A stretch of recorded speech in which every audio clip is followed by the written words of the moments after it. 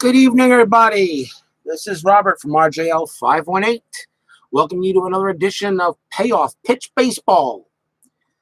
If you remember last night's game, first of all, let me introduce what's going on here, I guess. This is game number 2 of what we call the Black Cat series between the Chicago Cubs and the New York Mets. And everyone remembers that in real life, a black cat went on the field when the Cubs were playing the Mets in a huge series in September between these two teams, and we all know that the Cubs, lost that game 3-2.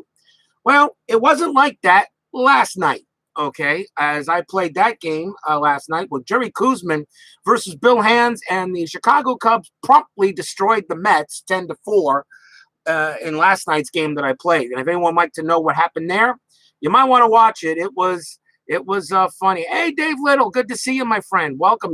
Welcome. I'm glad everyone's here to join me. Watch this game. Play this game here between the Chicago Cubs and the New York Mets. And this should be a lot of fun. I'm hoping to do this. And after tonight, I'm gonna see what I'll do from streaming. I think what I'm gonna do for streaming, I'll probably stream on weekends, and I'll probably record and upload during the week for games for Payoff Pitch or for Action PC Baseball. Remember, check my channel. I got lots of Action PC games up there too. I got a little Stratomatic, baseball, football, whole load of stuff. So, I guess I should get into the. I guess I should just do the starting lineup, shouldn't we? It's the Chicago Cubs versus the New York Mets. The date is September 9, 1969. It will be Fergie Jenkins versus Tom Seaver, and this, of course, was the marquee matchup of the two games. Let's take a look at the starting lineup for the Chicago Cubs. We have Don Kessinger batting first. Glenn Beckert bats second. Billy Williams will bat third. We've got Ron Santo batting fourth.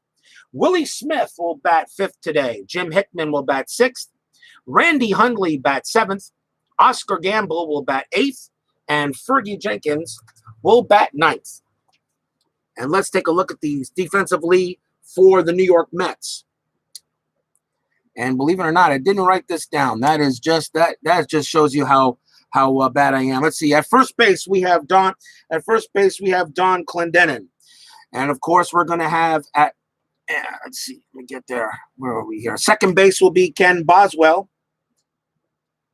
The shortstop, of course, is Bud Harrelson. At third base, where is he here? At third base, the veritable Wayne Garrett. Center field is Tommy Agee. We have Cleon Jones in left field. Jerry Grody is behind the plate. Shamsky, of course, is in right. And on the mound for the New York Mets is Tom Seaver. In 1969, 25 wins, 7 losses, 2.21 ERA. It was one of his best years, yes, although it was one of the best years, yes, he had 208 strikeouts, but a lot of people like to think that maybe a couple of years ago might have been his better year, 68 or 67. And, of course, a lot of people say 71 was probably maybe his best ever. It's all over the place with Tom Seaver, but he was the franchise. He was the guy here going on, and everybody loved him. Yesterday, I said it was a beautiful day at Shea Stadium, and I promptly had a rain delay later in the game, which pretty much killed things. And I do play rules as written. So I will follow the rules written by Joe Bryan, who makes Payoff Pitch Baseball. This is a terrific baseball game. I really think it's one of the best on the market. I might be picking up maybe a copy of APA or maybe a History Maker, but right now, this game is just excellent. Everything is on the cards. Roll the dice pretty much one time, and you get what you need. I have my scorebook over here. So let's get things underway. Enough talk. Let's play some baseball. Play ball here at Shea Stadium. Leading off for the Chicago Cubs will be Don Kessinger. Seaver's a right-hander, and he batted .284 against the righties. Change the dice a little bit, so let's see what we do. Let's see what we got here. Let's get this game underway. Top of the first. And we got an 8. And this is on Tom Seaver, 69. And it is it's a ground ball right to second base. And it will be Boswell who'll take it, throw to first. And we have the first out. And that will bring up Glenn Beckert. Beckert against right-handers batted 284. This was a very good Chicago Cubs team, people. This was very, very good. Okay, it was this series pretty much ended it for the Cubs against the Mets because the Mets just went on a big winning streak. ESPN, how you doing, my friend? And we're just starting here. You haven't missed anything, just the ground out.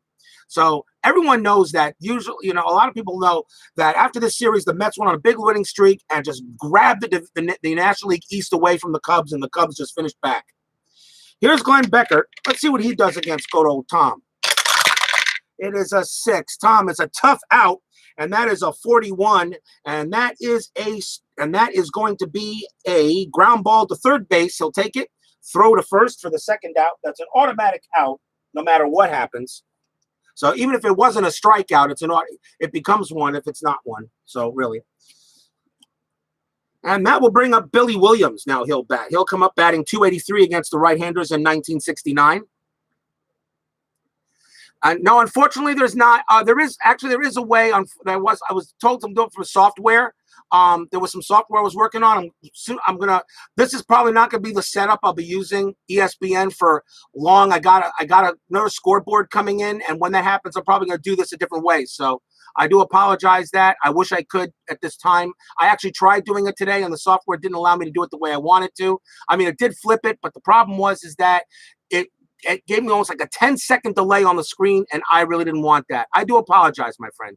I mean, I understand if you can't watch it upside down. I get that. Al Red Sox fan does it too. Al Red Sox fan also does his stuff upside down. I know it's a little bit of a pain in the butt. Okay, I understand it. I get it.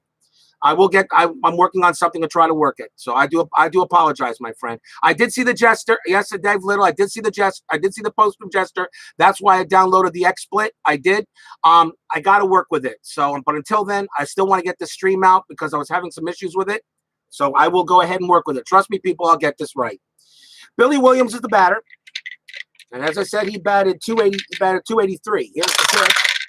This is an 8. This is going to be tough off of Tom Seaver, 91, and it's a fly ball to left field. And it looks like Jones is just going to settle in and make the play. So 3 up and 3 down for the Cubs. We'll go to the bottom half. We'll go to the bottom half of the first inning. Bottom half of the first inning. Let's take a look at the starting lineup for the New York Mets. It'll be Tommy Agee batting first. Wayne Garrett will bat second. Cleon Jones bats third. Art Shamsky will bat fourth. Ken Boswell fifth. Don Glendening is sixth. Jerry Grody is seventh. Bud Harrelson is eighth. And batting ninth, of course, will be Tom Seaver. I should mention, Fergie Jenkins will be, Tom Seaver will be utilizing hitting card number 3. Defensively for the Cubs, and let me see if I can get this. I got Don Kessinger at shortstop, because I didn't write this crap down. Glenn Beckert is at second base. Billy Williams is in left field. Ron Santos in third. We got Willie Willie Smith at first base today, I believe, since Ernie Banks is not on the field. He played last night. Jim Hickman is in right field. Hundley is the catcher. We got Oscar Gamble in center field today. And of course, Jenkins is the pitcher. Fergie Jenkins, Hall of Famer, just like good old Tom Seaver. Just like good old Tom Seaver. 21 wins, 15 losses, a 3.21 ERA, 273 strikeouts. You want to talk about tough? Fergie Jenkins, even though he was just actually in his prime, he was getting up there, was in his prime. So Jenkins was the man. It still amazes me how the Cubs really were doing that well, and all of a sudden the Mets just kept it going as best as they could and went ahead and turned it around. I'm a little rambling right now. By the way, here's my fast action deck that I'll be utilizing. I play hybrid. The dice take care of the main roles. The fast action deck takes care of most of the charts. I use 1/3 of the deck, and then I reshuffle it. And I usually choose that at the start. So let's get going here. The Mets need to come back after a horrible loss last night. Tommy Agee will lead off for the Mets. Jenkins is a right-hander. He batted 270 against the righties. I'm sorry if this guy's tower is a little on the outside. And I will be getting I have a newer one coming in with a felt, so it'll be a lot better at that time. It is tough on Fergie Jenkins, 33. And what do you think Tommy Agee does? It's a strikeout. And that is 1 out. There's a K. And the batter will be Wayne Garrett. Garrett batted .218 against the right-handers. And here's the pitch. It's an 11. This is defense and Fergie Jenkins, so it'll be up to Shea Stadium. Let's see what the play is. And it could be an error on the shortstop. So let's see what it is. It's Kessinger. Kessinger's error rating is a 5. And he doesn't make many. He doesn't make many. It's a 64, and that is not going to be an error. Jenkins will go ahead and grab it, throw to first for the second out.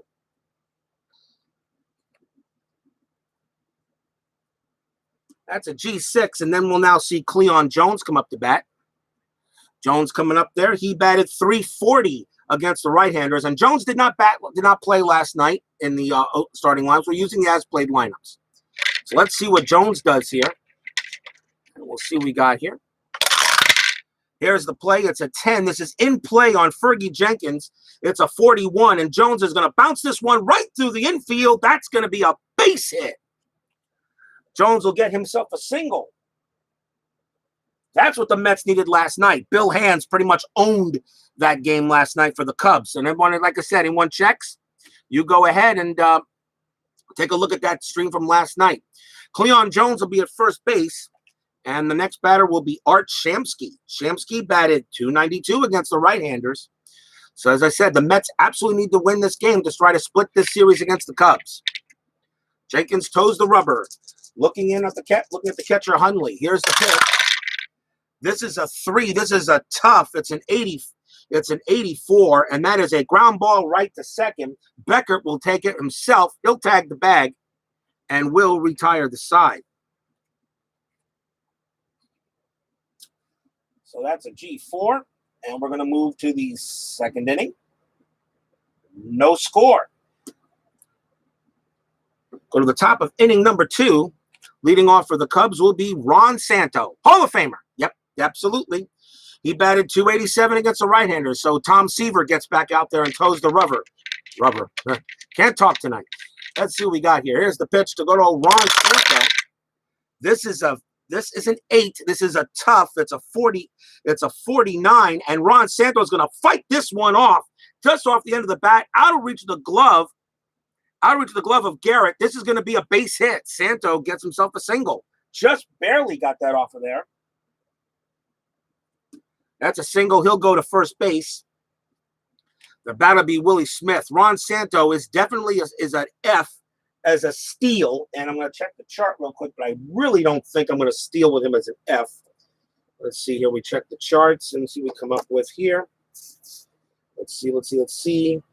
He is an F, and Grody, his arm is a 2, so it would be an F2. It would be an F2, and he's not running, so he's going to stay put at first base. Ron Santo doesn't. He's going to stay. He's going to stay there at first. So he'll hold. Here's Willie Smith. Willie Smith on it, coming up to bat. Willie Smith batted .259 against the right-handers, and he had 10 at-bats against lefties. But here's the play, 6. This is a tough out. That's going to be a 67. 67, that's a fly ball to center field, an easy play for AG, and that is an out. That is 1 out. And I use this to keep track of the outs for me here. And the batter will be Jim Hickman. Hickman batted .198 against the right-handers. Runner still at first base. Santo is not going to steal. Here's the windup and the pitch. This is a 4. This is patient on Seaver, 69, and this is going to be a fly ball to center field again. AG will call for it, and he makes the grab, and that's the second out. Another fly out to center on Jim Hickman, for Tom Seaver. And now we'll see Randy Hundley, batted .241 against right-handers for the Cubs. Tom Seaver gets the sign in from Grody. Now let's see what we got. Here's the pitch. This is an 8. This is tough. It is another 69. And this one is going to be another ground ball right to second base. And the play is going to be made by Boswell. And he'll throw to first to get the out. And that will retire the side. So The Cubs jumped out to an early lead last night, and they're not doing it this time, and that's mostly because of Seaver Kuzman had a rough start to the game. But the side is retired, and we're going to go to the bottom half of inning number 2. Fergie Jenkins comes out to toe the rubber. Leading off for the Mets will be Ken Boswell. Boswell batted .290 against the right-handers. Having a blast with this game, people. As I said, I think this is one of the better games on the market. I know people. I look inside pitch looks terrific, and I'm still deciding if I want to go History Maker or APA. APA looks very simple, but I just don't see much strategy in APA. And History Maker, though, I can't. The only problem I have with History Maker is I don't know the stats to some players. You just got the what do you call it? The tendencies of the players, which I think is great. I'm just deciding if I want to go to another game as well while I continue to play payoff pitch. Let's see what Boswell can do here. It's bottom of the second inning. This is an 8 off of Jenkins. This is an 86. That's a tough. And that is going to be a ground ball to second base and an easy play by Beckert, who makes the play 1 out. Ground out. We'll go to Don Clendenin. Clendenin batted .202 against the right-handers. Clendenin was mostly used against lefties. He batted .318, but Clendenin does get the start in tonight's game. So let's see what we got here. Clendenin the batter, nobody out, bottom half of inning number 2. No score.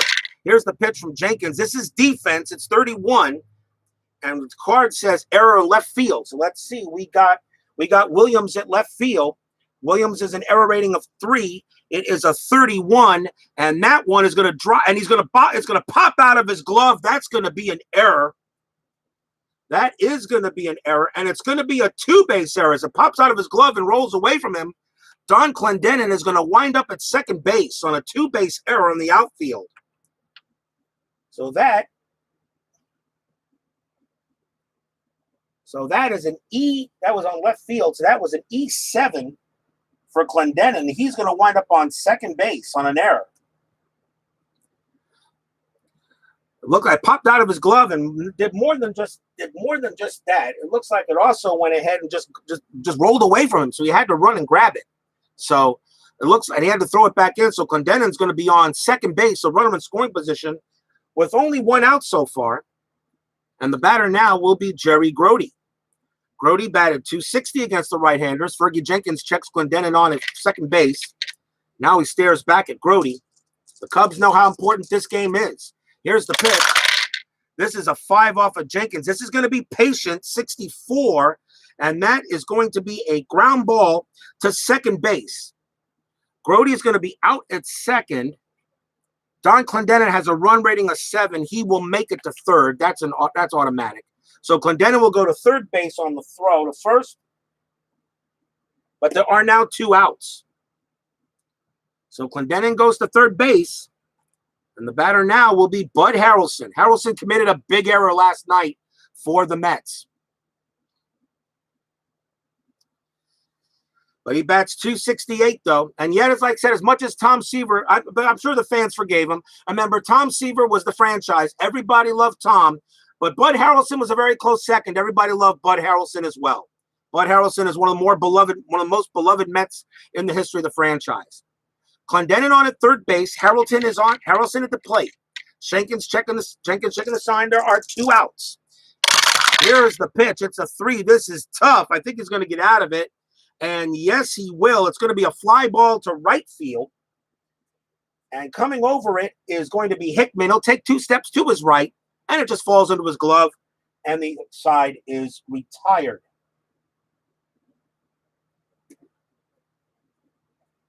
So the Mets strand a man at third base,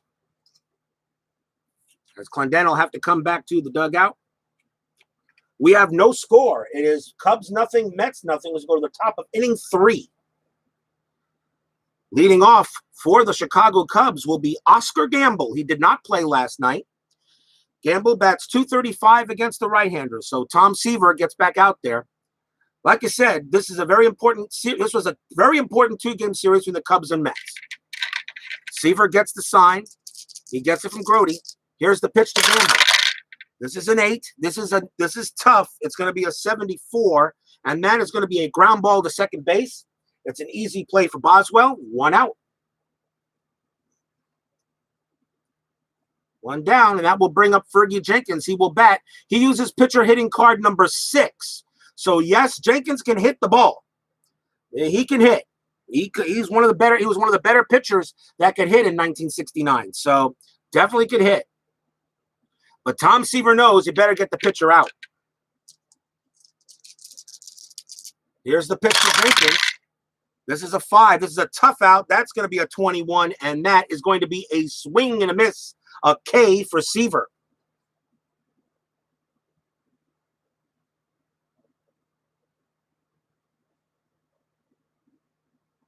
K for Seaver. That's actually his first K.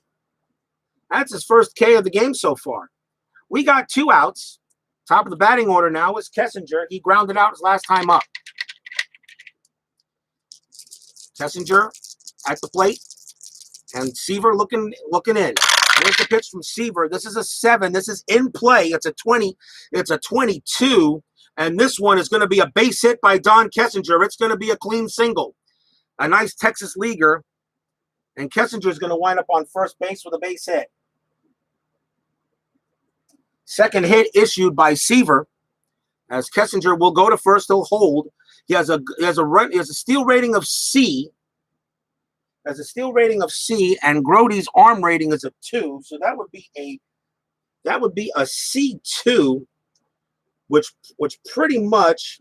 Let me take a look here at the information here on the fact cards. As I look here through the charts real fast, C2 would be a fair. Now, he's not going to steal. He's not going to steal. He'll hold the first base. With 2 outs, you probably wouldn't, and go ahead and let Glenn Becker try to get him over. So here's Glenn Becker. Becker 0 for 1. Kessinger on it first. Tom Seaver. Here's the pitch. This is a 7. This is another in play. This is an 80, but this is an 88. This is going to be a ground ball to shortstop. Nice play there. Nice play by Harrelson. He'll throw to second for the force, and that will retire the side. So far, we got a much different game than last night between these two pitchers.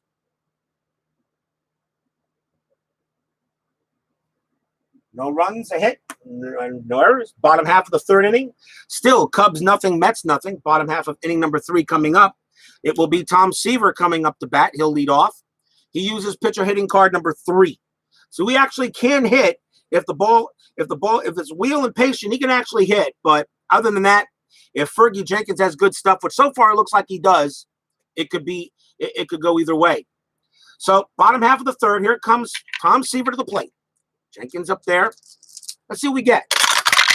And this is going to be a 9 off of Jenkins. 0-7, and that's a tough, and that's a whiff. 1 out. 1 very quick out. Seaver will just swing at nothing but air. And that's a strikeout. Pretty much, really. Pretty much the bat had already crossed the plate, and Jenkins threw a changeup. The ball wasn't even there yet, and he swung. Top of the batting order for the Mets. Here's Tommy Agee. Agee coming up there. 1 out here in the bottom of the 3rd inning. Here's the pitch to Agee. And this is going to be a 7. This is going to be an in play, but it's going to be a 93. It's a fly ball to left field, and that is going to be a very easy play for Billy Williams. He snags it, and that is the 2nd out. 2 men down now. And so far, neither team can really break through, although the Mets did have a chance to run on 3rd base. Here's Wayne Garrett. Garrett coming up. He grounded out his last time out, but there are 2 outs. Al, Red Sox fan. You know what? I'll tell you, Al, I'm so happy you're here, really. I've always been watching you. This is the first time actually you've ever really streamed with me. I'm so happy to have you here, Al. You're one of the reasons why I've been doing this. Watching you do it got me back into it. So you're one of the main reasons there, Al. Here's the pitch to Garrett. This is an 8, and this is going to be tough. That's going to be 74, and that is going to be a fly ball to center field, and it looks like it should be a nice, easy play for Gamble. They'll pop it in the glove and retire the side. So the Mets get nothing on that, as we got what we figured. I actually expected a better pitcher's duel in last night's game between Kuzman and Hands, but Kuzman just completely just didn't have it there. He really just didn't. So let's go to the top of the fourth inning. No score here. Chicago Cubs and New York Mets, 1969. This is the second game of the Black Cat series, where the cat went across the field, and pretty much it was the cat that ended the Chicago Cubs season. I guess in September, in that game. And for those of you who don't know much about it, trust me, Google it. You'll find it. It's out there. Top of the fourth inning. Here's Billy Williams for the Chicago Cubs. Seaver gets out there. Let's see what he can do. As I said, I apologize for the upside down, but that's being fixed as we speak. We'll get that taken care of probably in the next stream or so, hopefully. Billy Williams, here's the pitch to Williams. This is a 12, and this is tough on Seaver, and that is a strike out. 1 out. As Billy Williams just gets whiffed by a fastball that he pretty much had no chance of hitting. 1 man away, and that will bring up Ron Santo. Santo went ahead. Santo's actually 1 for 1. He hit Max Cornelius. Welcome to my game. Thank you much for joining me, my friend. Santo is here. He is now going to bat, and we'll see what Seaver can do. Seaver's pitching. Both Jenkins and Seaver are pitching shutout. Here's the pitch. This is an 8. This is a tough. On Santo, it's a 41. And once again, Ron Santo blasts this one right out of the infield. That's going to fall for a base hit. Santo's going to have his second hit of the game off of Tom Seaver with pretty much the same role. So Santo will hold at first base, and there is 1 out. And the batter will be Willie Smith. Now, Ron Santo, for those of you checking to see if he should steal, his steal rating is an F. And Jerry Grody's arm rating is a 2. So it's an F2, and he would have a poor chance of making it. So no, Santo's not going anywhere. So Willie Smith will go ahead and come up to bat. Santo on it first. Willie Smith was last time out, flied out to center. Seaver gets the sign. Here's the pitch. And this one's a 9. This is patient. And this is a 39, and this is going to be a walk. So now Tom Seaver is getting himself in a little bit of a jam as he walks Willie Smith. Runners at first and second with 1 out. And the batter will be Jim Hickman. Hickman 0 for 1, flied out to center his last time up. So Tom Seaver now in a little bit of a jam with 1 out and runners at first and second. Fans here at Shea Stadium getting a little bit nervous, but they know that Seaver can get them out. Here's the pitch. And this is a 6. This is a strikeout by Tom Seaver to Jim Hickman. He is fanned as Seaver goes ahead and gets the play as he struck him out on Jim Hickman. And now we will see Randy Hundley. Hundley comes at the bat, but now runners at first and second. Still, but 2 outs now. Tom Seaver looks in to check with Jerry Grody, see what he wants to do. And since I really did not go ahead and let me shuffle these cards real quick, because I did not, as I usually go into the next innings I do, I shuffle, I cut, and I flip. So we know we got good randomization. Runners at first and second, 2 outs, pitch from Seaver. This is a 2. This is in play. Uh-oh. It's an 0-4. And this is going to be a base hit for a Randy Hundley. He's going to get the single. He's going to get the single. It's a sharp liner that drops in front of the left field. Runner on first advances 1 base. Runner on second advances 1 base plus. And Ron Santos got a run rating of 7. He's going to score. They're not going to get him. Smith is going to hold at second base. Randy Hundley will get the RBI. Santo will come in to score. There's no need to roll because with the 2 outs, he got the ratings increased to a 9. And that is a score, and the Cubs strike first.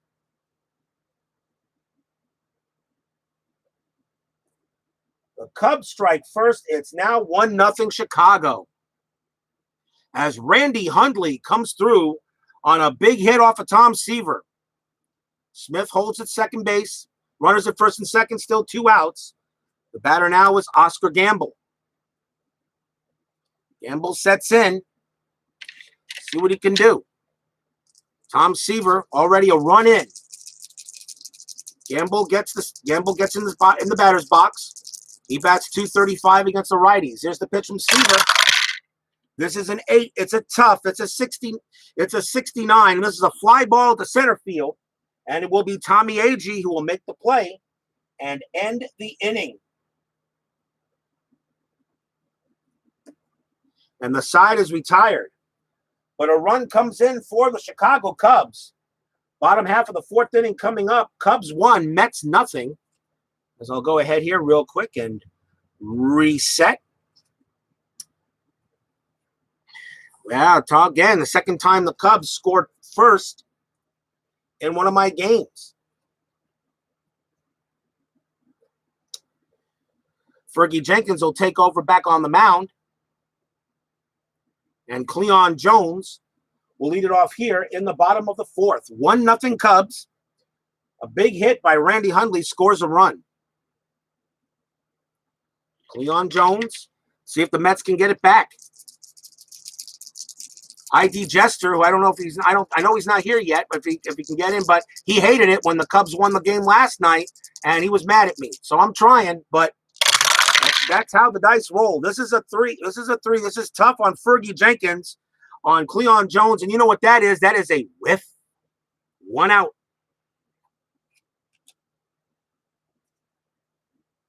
That is a whiff.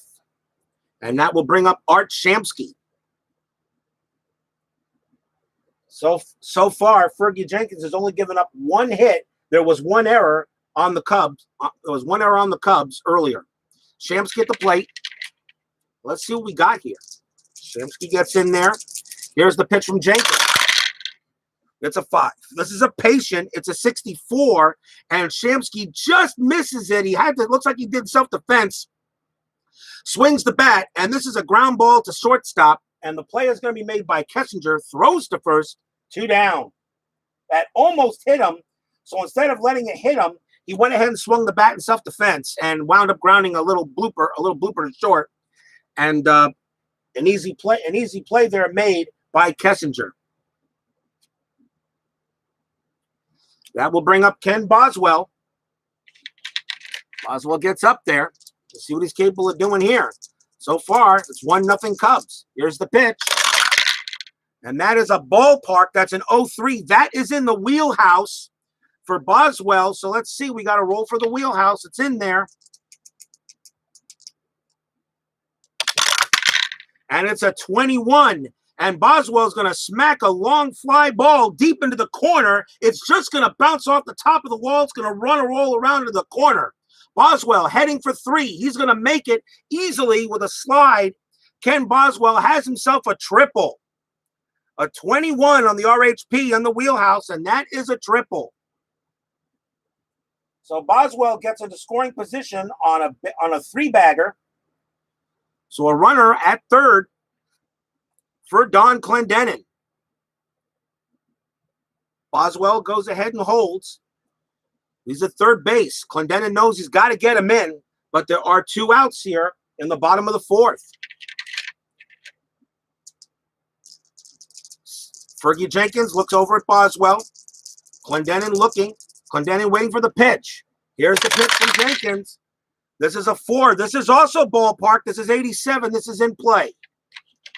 So Clendenin will roll. Here's the pitch. Clendenin 07. And this is going to be a base hit into center field. Clendenin will go to first. Boswell will score easily. And the Mets tie it up here in the bottom of the 4th inning.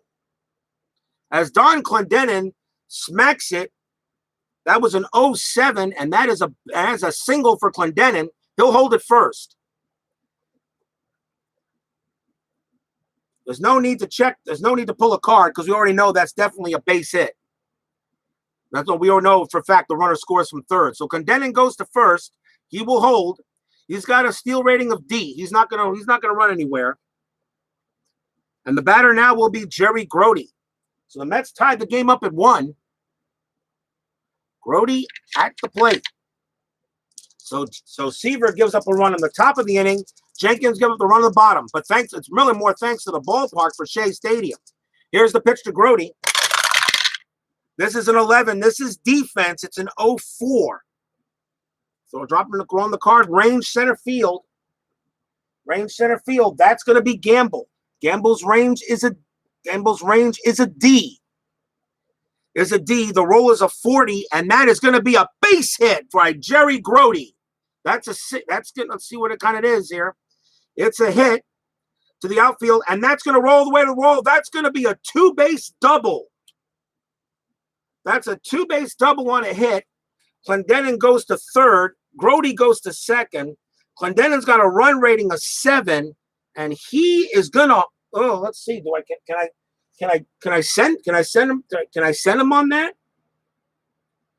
Double. Let's see. It's a 2-2 hard grounder down the line. He recovers quickly. Runners advance. 2 bases, and that's pretty much it. So he's got to hold the third. He's got to hold. A nice shot by a double. And a 2-base double on the hit. So runners at second and third still with 2 outs. Cards and Dice TV. Welcome, my brother. Welcome, my brother. Jerry Grody just smacked the double. Runners at second and third here. Bottom of the 4th inning. We're tied at 1. But with 2 outs, the batter will be Bud Harrelson. Harrelson coming up to bat. Runners at second and third. Fergie Jenkins now in a little bit of trouble. We'll see what he can do. Mets fans here at Shea Stadium know this is going to be pretty big. Got to get that in here. That. He scored. And now Harrelson.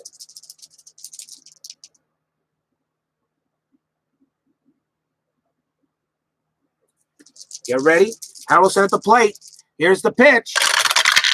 This one's a 9. This is going to be tough. 22.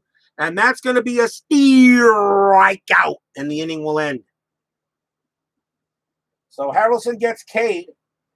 But the Mets do pick up a big run on 3 hits. And at the end of 4, it's the Chicago Cubs one and the New York Mets one. We're going to go to the top of inning 5. So let me do a quick reset. And we'll see what we got here. Thank you all for joining, by the way. Hope everyone is safe, healthy, and doing well in a very tough time we're going through right now. Top half of the 5th inning, leading off for the Cubs will be Fergie Jenkins. Jenkins can hit. Uses pitcher's hitting card number 6. Here's the pitch from Seaver. That's a 3. That's defense. Oh boy, 19. 19. The defensive rating is could be a possible error on the third baseman. So that ball is hit to Garrett. Garrett, he has an error rating of 3. It's a 19, and that is going to be an error on Wayne Garrett. He is going to allow. Now let's see what kind of error that is. That's an error. That's a single. Nope, sorry. Yep, that's a single and an error is what it is. It's a single plus 1. So the error says single plus 1, which means that's a base hit and an error. So actually that means that Jenkins winds up at second base. That's a single plus 1 on an error, so an error on Wayne Garrett. Oh boy.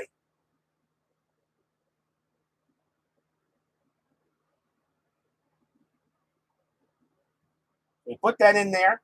Jenkins is on at second base. Nobody out. Top of the batting order. Here's Don Kessinger. Jenkins on at second. He actually, like I said, he can hit. But Wayne Garrett didn't help matters much on that play. Kessinger the batter. Here's the pitch from Seaver. Again, Seaver looking to Wayne Garrett, giving a kind of a look that, well, let's just say probably what the look said. I can't repeat it on television. Here's the pitch. This is a 4. This is patient on Seaver, 76. 76, and this is going to be a fly ball to center field. The play will be made. Play will be made by Agee, and that's 1 out. And even if it was a deep fly, Fergie Jenkins is not going anywhere. He stays at second base. The pitcher's not going to run. One man out now. The batter will be Glenn Beckert. Beckert gets in there, gets on the plate. As I said, I apologize, people, for being upside down. I have a way to fix that. Just waiting for some more stuff to show up. One out. Here's the pitch to Beckert. And this one's a 7. This is in play. This is a 21. This is a 21, and Beckert's going to smack himself a base hit. That is a single, and he's going to go to first. And let's see what happens, what kind of single it is. Sharp liner into center field, and the runner on second is going to score. So the error will hurt as it goes ahead and allows Fergie Jenkins to score from second.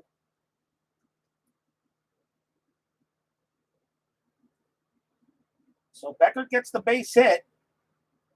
Jenkins comes around to score, and the Cubs now lead it 2-1. Glenn Beckert, big base hit there. So man on first, still one out. Here's Billy Williams. Williams coming up. Beckert, his steal attempt rating is an A, okay, and Bud Harrelson's and Jerry Grody's rating is a 2. That's an A2. That would be very good. And I think with Beckert, I think I'm going to have him try to steal on an A2. So we're going to try to steal with Beckert. Stealing attempt, very good. Here's the card, and he is safe. So Beckert with a stolen base. He's in scoring position for Billy Williams.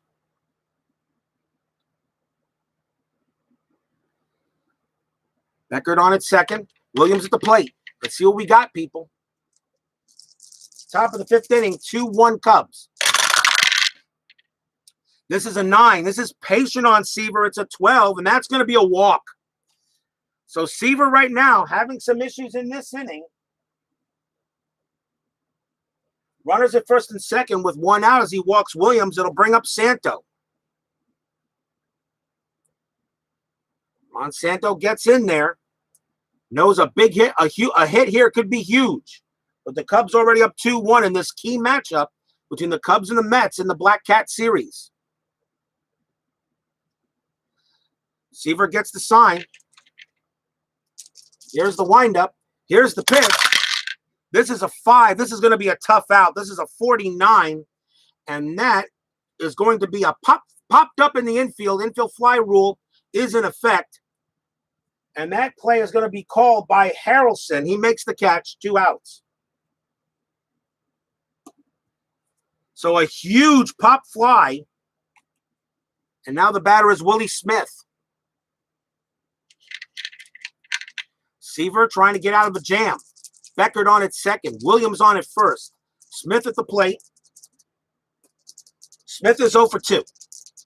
Here's the pitch. This is a 7. This is in play. It's an 81. And that one's going to be a ground ball to second. They will get out of the jam as Boswell will toss it over to first and retire the side.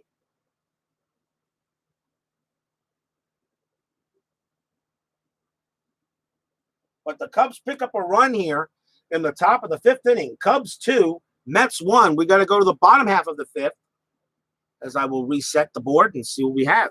Wow. Tell you, the Tom Seaver is not doing as bad as Kuzman did last night, but I tell you, for some reason, these dice love these Cubs, but that's the way it goes. Leading off the bottom half of the 5th will be Tom Seaver. He will bat. He K'd out his first time up. Jenkins gets on the mound.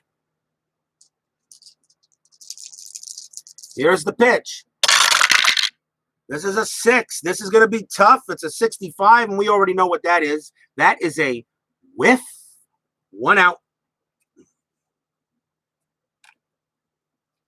And that will bring up Tommy Agee. Agee 0 for 2, struck out and flied out. Fergie Jenkins gets on the mound, toes the rubber. And let's see here. Mets fans cheering, let's go Mets. Let's go Mets. But right now, the Mets are not going. So let's see what Tommy Agee can do. This is an 11. This is defense. This is 85. The defense range is ball is hit to second base. This is hit to Beckert. Beckert's range is a B. It's an 85, and that's going to be a nice, easy play. Much easier than people thought it was. He actually makes a backhand stop, throws to first, and gets the out. And that is 2 down. And that's just a plain, ordinary grounder to second. That will bring up Wayne Garrett. Garrett also 0 for 2. Kind of the game I expected between these two guys. A pitcher's duel between Tom Seaver and Fergie Jenkins. What would you expect between two Hall of Famers? Wayne Garrett gets in the batter's box. And here's the pitch. This is a 6. This is tough. This is 6. It's a tough, and it is a strikeout. Side retired. Nothing doing for the Mets in the 5th inning. 5 in the books. 2-1 Cubs. We go to the top of the 6th. Hope everyone's enjoying the game. I know I am. I'm finding this setup to be awesome. What a game that Joe Bryan at Payoff Pitches put together. If anybody here doesn't have the game, please take a look into it. Please check out sidelinesports.com and let Joe know that you're interested. He'll answer any questions you may have. Game is terrific. Looking forward to getting all of his seasons. And let's see. Jones was scheduled, so we go to the top of the 6th inning. Here's Jim Hickman. Hickman is 0 for 2, and Seaver back on the mound. His fatigue rating's a 9. He's doing out. Yeah, thank you, Max. I'm trying to make it interesting for some of the guys that can't read upside down. I know. Here's the pitch from Seaver. This is a 5. This is a strikeout, and there's 1 down. That is a K. That is a K on Hickman. And now the batter will be Randy Hundley. Hundley had a big RBI in his last time up, a big single to bring in Santo. So we'll see. Maybe Tom Seaver got a better on here. Here's the pitch to Hundley. This is a 4. This is patient. It's an 84. And this is grounded right to shortstop. Bud Harrelson will make it. He will throw to first for out number 2.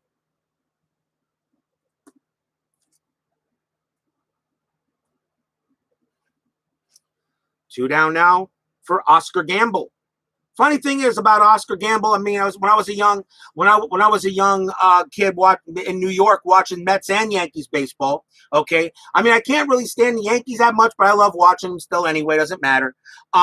I remember Oscar Gamble being on the Yankees back in the early to mid 70s. So that's the thing that reminds me about. I didn't even know he was really on the Cubs until I did some background checking for Oscar Gamble. Oh, those were the days back in New York in the 70s. Baseball, getting baseball cards every season. Oh, that was awesome. Oscar Gamble, the batter. Seaver trying to get out of a quick 6. And this is going to be a tough out. It's a 74. This is grounded to second. An easy play there by Boswell. He'll throw to first. And it's a 1-2-3 inning for Seaver.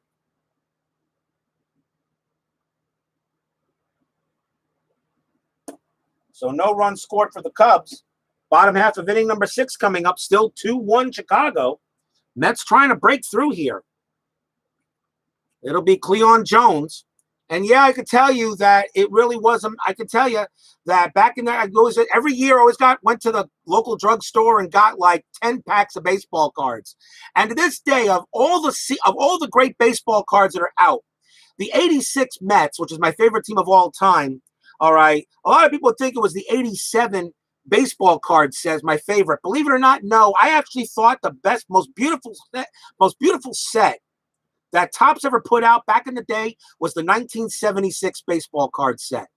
I really thought that was beautiful. If anyone doesn't remember what that one looked like, Google it. Take a look at the 1976 set. I loved it. Team name, player silhouette on there, just beautiful colors. I just loved it. The 76 baseball set, Topps baseball cards, that's my favorite set from their lineup. Here's Cleon Jones, bottom half of inning number 6, 2-1 Cubs. Fergie Jenkins pitching beautifully. Here's the pitch. This is patient. It's a 22, and Cleon Jones is going to wind up with a walk to first. Walk on by. And he'll go to first on the walk.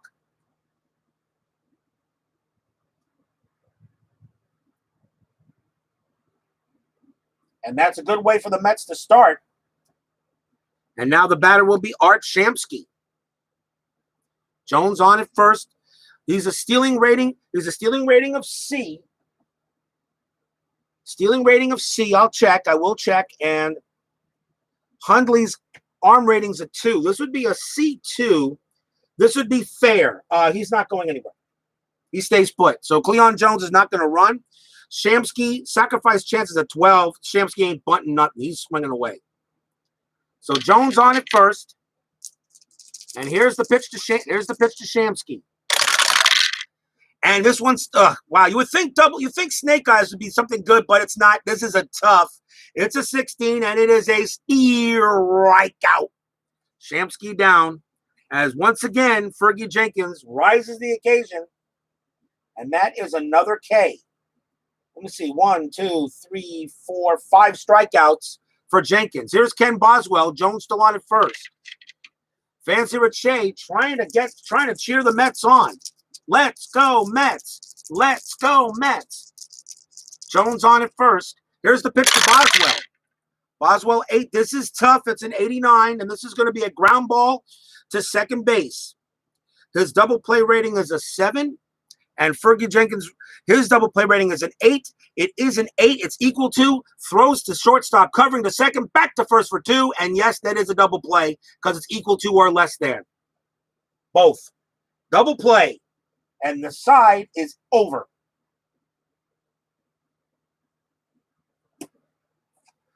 Wow. Mets just can't get it done so far here.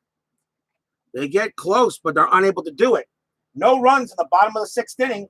Still 2-1. Top of the 7th coming up. I will do a quick 7th inning stretch so I can get myself a drink here at the end of this inning. So top of the 7th inning coming up. Let's do a little bit of shuffling because that's what we got to do. As I said, I take 1/3 of the deck and keep it for the day, for the game. Pretty much with the way the dice roll, I'll probably never go through a whole deck, these decks, but plenty of that. Makes it easy to shuffle, and certain things might happen and might not happen on the deck. Who knows? Top of the 7th, 2-1 Cubs. Tom Seaver getting back out there.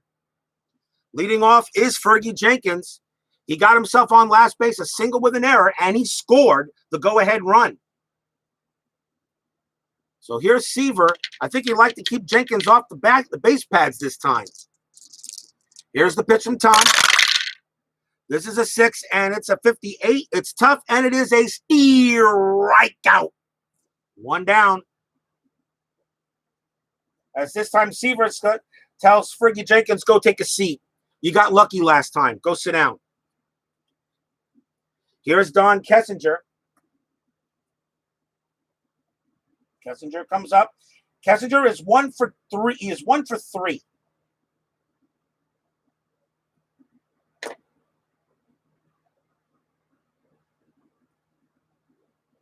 Just making some marks here real quick in my book.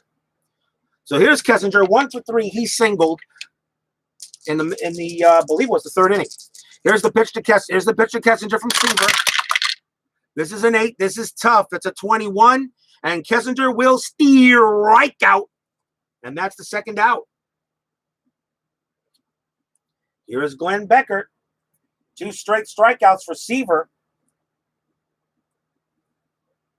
Beckert, he is 1 for 3. Grounded out twice and got a base hit. Beckert on. Beckert at the plate. Seaver's still checking in. Here's the pitch. This is an 8. This is tough. It's a 43. And Beckert is going to fight this one off, but he grounds it right to Garrett. He's going to throw to first. It's a ground out, and that will retire the side. He did fight off the pitch, but right to Garrett at 3rd. And the inning is over. No runs scored. We go to the bottom half of inning number 7. Just give me about a couple of minutes for a 7th inning stretch. Go ahead and Al Red Sox fan, go ahead and sing "Sweet Caroline." Gotta love those Red Sox. Absolutely. Give me just give me a minute to get a drink here and set up here for the bottom of the 7th. Because I'll tell you, streaming baseball games can make you thirsty.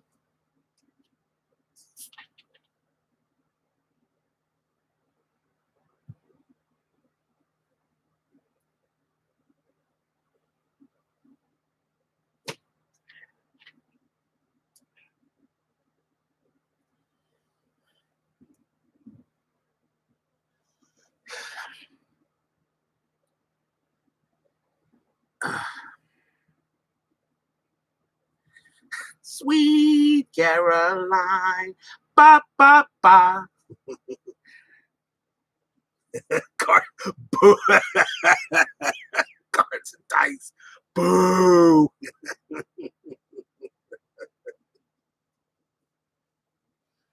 Come on, we're all baseball fans here.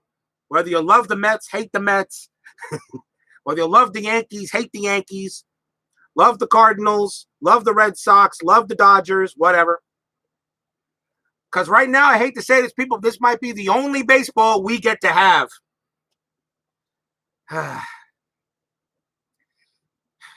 Because unfortunately, the owners and the players can't agree on it. So I'm ready to say, you know what? In about 4 more weeks, not many people are going to care anymore because football season will be coming close. But then again, they're having football players test positive for the coronavirus out there. So I don't know.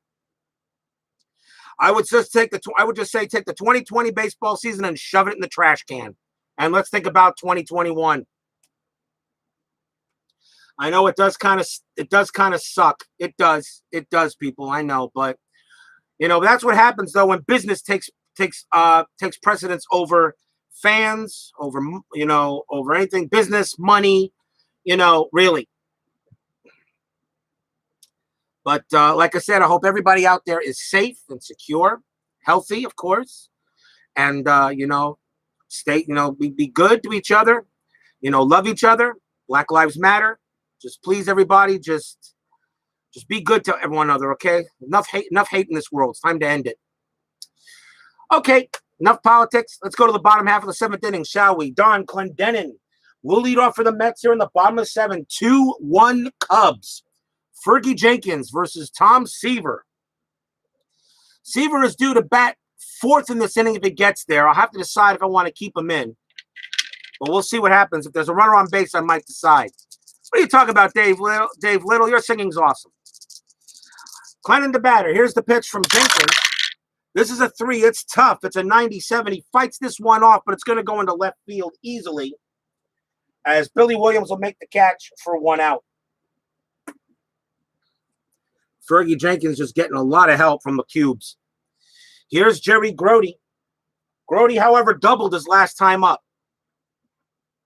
Jenkins gets in there, gets the sign. Here's the pitch. This is a 4. This is ballpark. It's a 20. It's in the wheelhouse. So Grody's got a chance. The roll for Grody in the wheelhouse. It's an 0-1. Oh, boy. Yep, we all know what's going to happen. Big fly ball deep to right field. Going. And yes, the Big Apple's coming out of the hat. It is gone. Jerry Grody. It's out of here.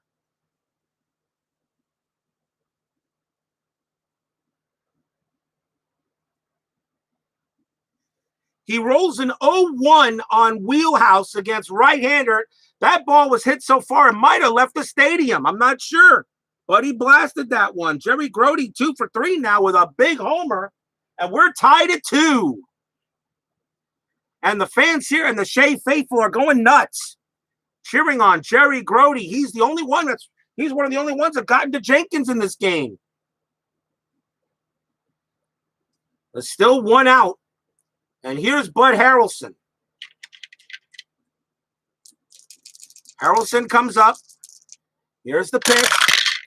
This is 8. This is tough. It's a 70. It's a 76. And this is a fly ball to center field. This one is unfortunately not so deep, as Gamble will make the play for the second out. Now I got a decision. Tom Seaver's due up. I think Seaver is not fatigued yet. He can go 9 innings. He's a complete game artist. He can get there. He's given up 2 runs. I think if I had runners on base, I think, and I still maybe with less than 2 outs, I think I'd go ahead and pinch hit. But in this case, I think I can get Seaver to go 1 more inning before I have to maybe bring in somebody in the 9th. I got to remember, this is 60s baseball, not 2020s baseball, where pretty much a pitcher's replaced every batter. So, yep, I know. Decisions. I'm going to leave Seaver in there. I'm going to let him bat. See if he can go here. I mean, it's 2-2 game. It's a 2-2 game. Jenkins for the Cubs is not due to come up probably until the 8th or 9th, until the 9th inning. So the Cubs don't have anything to worry about yet, and Seaver is not fatigued. So I'm going to let him bat. He's a pitcher hitting 3. So let's see if the dice agree with me. Here's the pitch from Jenkins. This is a 9. Nope, it's a tough, and it's a whiff. And that will retire the side. As Seaver gets K'd. But the Mets get a run. 7 in the books. Cubs 2, Mets 2. We go to the top of the 8th inning. Tom Seaver comes out there and continues to pitch.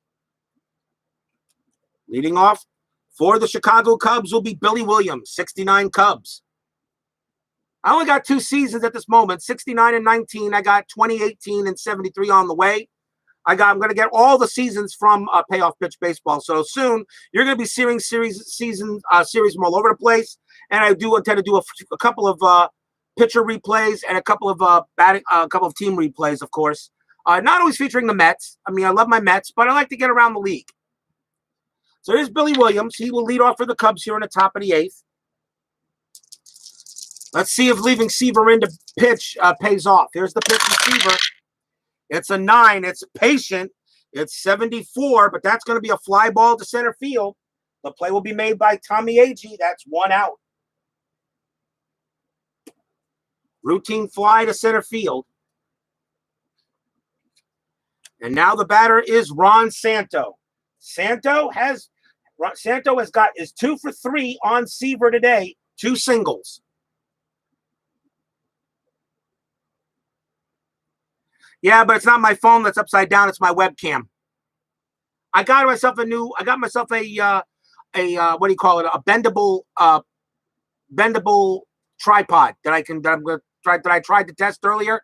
Don't worry, Cards and Dice. This won't be like this for long. So Ron Santo is the plate. And there's 1 out here in the top of the 8th. Here's the pitch. This is a 6 on Seaver. That's a tough out. That's an 0-2. And yes, that is a strikeout. As Santo was K'd. Santo actually that ball went by him, and Santo didn't even take the bat off his shoulder. He just stood there like, as Ernie Harwell said, he stood there like a house by the side of the road and watched it go by. Here's Willie Smith, 2 outs now for the Cubs. Seaver doing so far. It looks like he's doing it good. Here's the pitch from Seaver. This is a 9. This is patient. It's a 53, and Willie Smith is going to get himself a base hit. He barely just fights this one off. This is going to go into left field. Yeah, I know, right? Yeah, I know. Unfortunately, unfortunately hasn't been raining much. I know what you're talking about there, C&D. Smith is on at first. He will be on base. That is a 2-out single, and the batter will be Jim Hickman.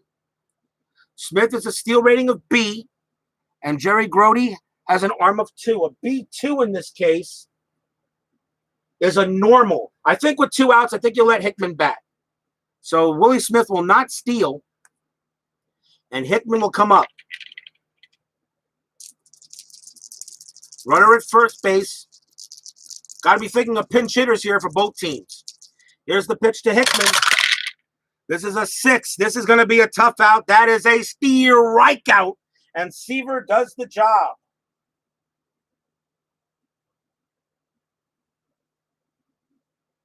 And he will get out of the inning. So no runs for the Cubs. Willie Smith is stranded. We will go to the bottom of the 8th. Fans here at Shea want to win. After last night, they really want it. And we'll see if the Mets can give it to him. Fergie Jenkins back on the mound. Tommy Agee will come up to bat. Agee 0 for 3. Agee gets in the batter's box.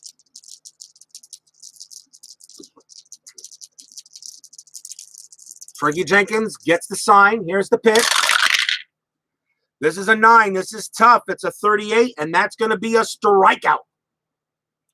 Tommy Agee will go down on the K.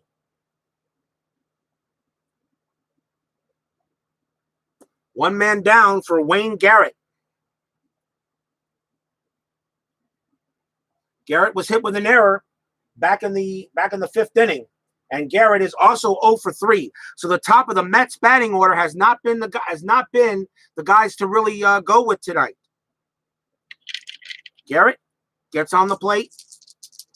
And Fergie Jenkins looked, and here's the pitch from Jenkins. This is a 7. This is in play. It's an 88, though. It's a ground ball to the second base. A nice play there made by Beckert. He'll throw to first. 2 down. 2 outs now for Cleon Jones. Jones, however, he is 1 for 2. He singled, struck out, and walked. So Jones has a chance to get out there. See if he can make a big play for the Mets faithful here at Shea. Jenkins toes the rubber. Here's the pitch. This is a 9. This is tough. It's a 15, and it is it. Yep, you guessed it. It's a strikeout. And the side will retire. 1, 2, 3 for Jenkins.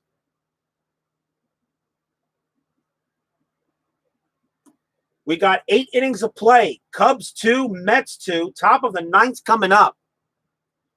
Tom Seaver, he will come out and pitch. And Fergie Jenkins is due to bat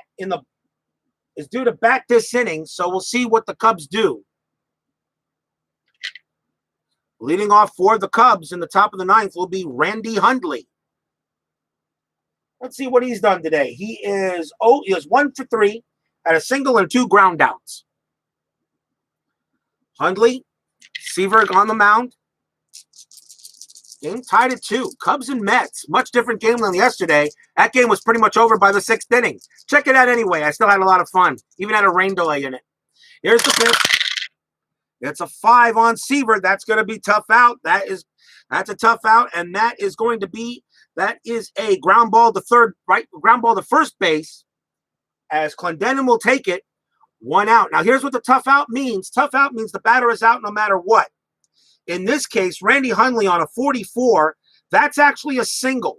But a tough out means the batter is out no matter what the roll is. If it comes up a base hit, the batter is out. So Seaver, that just shows you the strength of some of these pitchers. So for people wondering what tough out meant, that is how the tough out works. And that is a grounder to first, and that is 1 out. Here's Oscar Gamble. He will come up. What's he done? Gamble is 0 for 3. 2 ground outs and a fly out. Let's see what Seaver can do. Here's the pitch. And this is a 5. This is also a tough out. This is a 45. And yes, this would also be a single, but it is not. It's a fly ball to left field. And a nice play will be made by Cleon Jones for the 2nd out. So 2 men down, and now Fergie Jenkins is the batter. Fergie Jenkins can hit, and he actually has a base hit today, and he scored on a base hit and an error by Wayne Garrett. The question is it not that you want Fergie Jenkins to pitch, to bat? Do you want Fergie Jenkins to pitch the bottom of the 9th inning? Because both pitchers are getting in there. They're both at 9. I think that if you had runners on base, I think Jenkins would be replaced. If not, I think he pitch at bats. They're going to let Fergie Jenkins bat. If there were runners on base, I would put in a pinch hitter. But since you want Jenkins to go, maybe one more if possible. Remember back, this is the 1960s and 70s baseball. These pitchers pitched 8, 7, 8, 9, 10 innings sometimes. All right, they didn't tire like today's pitchers. Or even really, today's pitchers don't even tire that much. But then again, even baseball was a different game back in the 60s, 70s, and even the 80s. They really started doing all these left-handed specialists and all that stuff, usually maybe around the late 90s, 2000s, and of course the 2010s. So Fergie Jenkins, I'm going to let him bat, and I hope he doesn't make my Mets pay for this decision. But let's see. Here's the pitch receiver. This is a 12. It's going to be a tough. It's a 67, and that is a strikeout. So Seaver gets the job done in the top of the 9th inning. The Mets will have a chance to win it in the bottom of the 9th inning on a K. So Fergie Jenkins will come out. Bottom of the 9th inning, tied at 2 here at Shea Stadium. Nobody's left the stadium this time. Yesterday, it was pretty much empty by about the 7th inning. Everybody's here watching this one. Art Shamsky will lead it off for the Mets in the bottom of the 9th. He's 0 for 3. Jenkins still on the mound.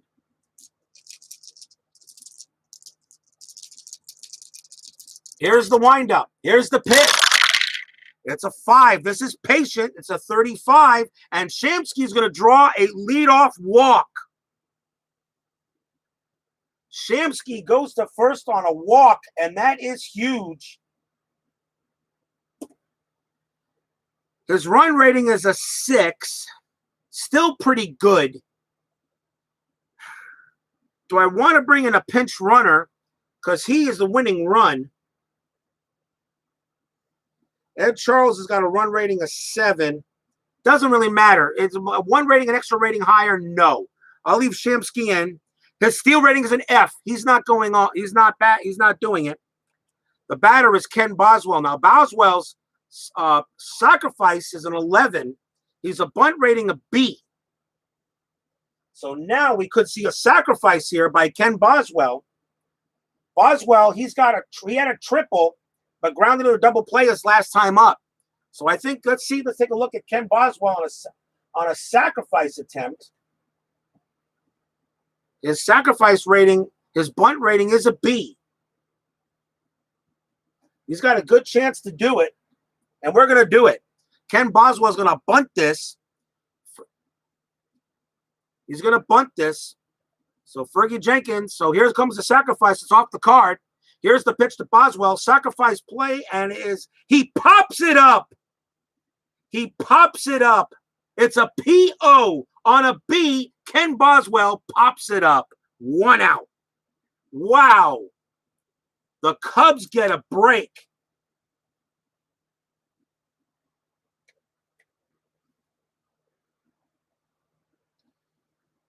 The Cubs get a break on a pop-up.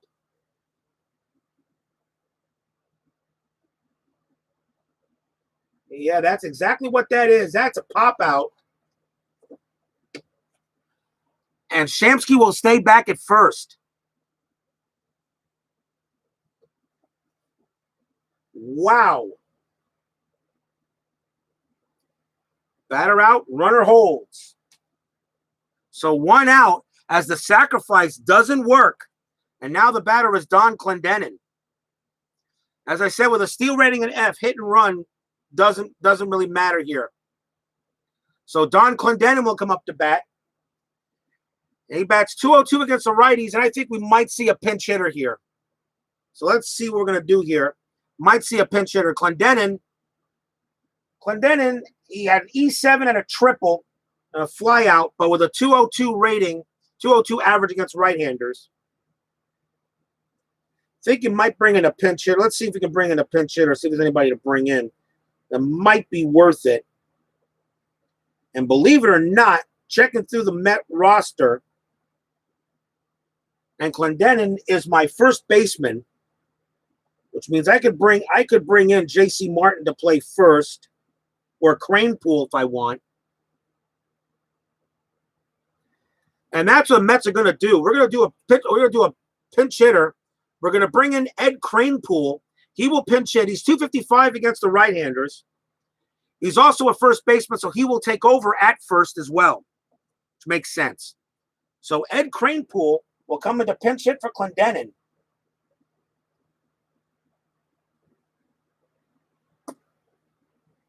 Shamsky on it first, but 1 out. Cranepool going up against Jenkins. Jenkins toes the rubber. Here's the pitch. This is a 4. It's ballpark 32. This is in play. Cranepool will roll. It's a 14, and that one is going to be a base hit by Ed Cranepool. It's a single. It's a grounder up the middle to center field. Runner at first advances 1 base, and he will hold. A base hit by Ed Cranepool. Big pinch hit. Tying run now in winning run in scoring position. And the batter is Jerry Grody with 1 out. Grody has had the night. 2 for 3, a double and a homer.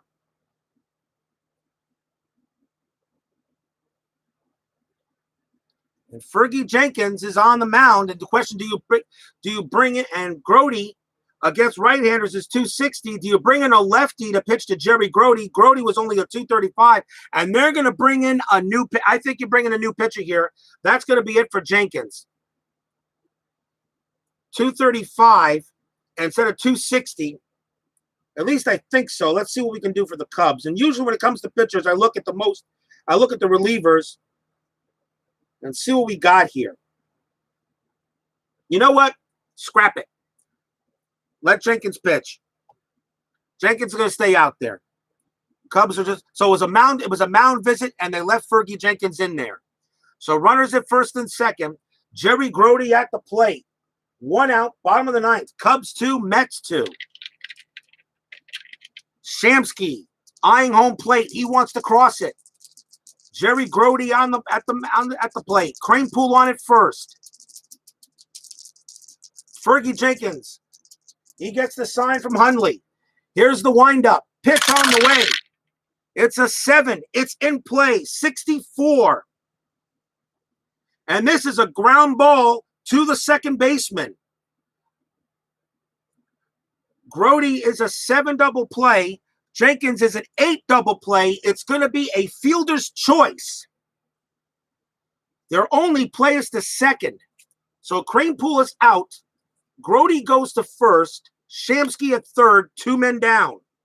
It's a fielder's choice.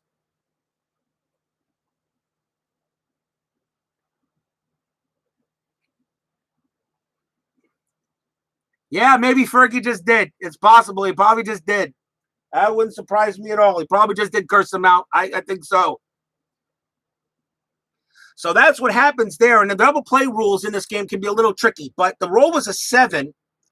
And Fergie Jenkins' double play rating is an 8. And wait a minute. Maybe I'm wrong. Hold the phone, Central.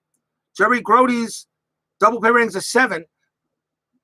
No, that's greater than or equal to. My bad. That is a double play. Hold the phone, Central. I keep on getting this wrong. If runner on first base, if dice total is equal to or less than each player's DP rating, runner on first, out at second base. My bad. It is a double play. Inning over. Inning over. It is a double play. Because Fergie Jenkins' double play rating is an 8. It's a 7. It's double play. We got free baseball coming up, people. We're going to extras.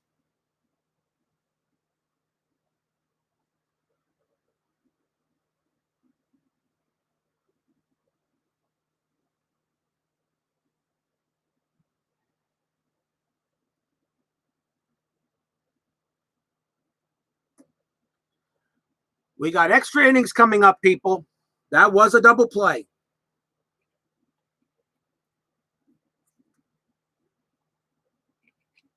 Good thing I caught myself.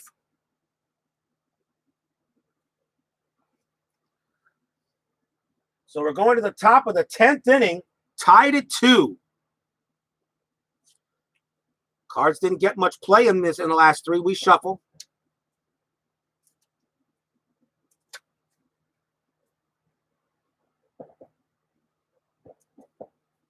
Some people launching fireworks over here. Yeah, as I said, I didn't check. I should have double checked to make sure the rice rating was a 7, and they're both under 8 and 7. So that's a DP. Cards are shuffled. We're going to the top of the 10th inning. Don Kessinger leads off for the Chicago Cubs. He is 1 for 3. Seaver, they're going to try to let Seaver go a 10th inning. He's due to bat second in the bottom of the 10th inning. So this will be his last inning. So hopefully Tom Seaver can get the job done for one more half inning. Kessinger at the plate. Top of the 10th. Here we go. It's a 9. This is patient. It's a 29. And Kessinger draws a leadoff walk. Kessinger goes to first base on a walk. And the batter now is Glenn Beckert. Kessinger's got a run rating of 8, so he can move. Steal rating is a C on Grody's 2. And I always like checking that by the charts.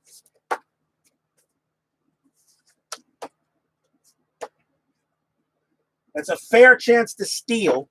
Glenn Beckert's sacrifice ability, his bunt rating is a C.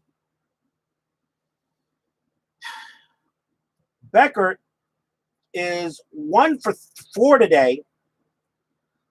Do you try to sacrifice Kessinger over? That's what they're going to send Beckert out there with a bunt rating of C. They're going to try to get him to sacrifice and try to get Kessinger into scoring position. Kessinger on it first. Beckert will try to sacrifice. SH on the card. And it is a sometimes I wish this thing would focus better, but it doesn't. Okay, it's a sacrifice. It's a C. It's an SH. It's a sacrifice hit. So Beckert sacrifices Kessinger over to second. He does what Boswell couldn't do for the Mets in the last inning. But now there's one out. And here's Billy Williams with a runner at scoring position for the Cubs. Billy Williams batted .283 against the righties. Tom Seaver still on the mound. This is last inning no matter what. Kessinger on at second. Here's the pitch. It's a 2. It's in play. It's a 48. And that one is going to be a ground ball to third base. He will throw to first to get the out.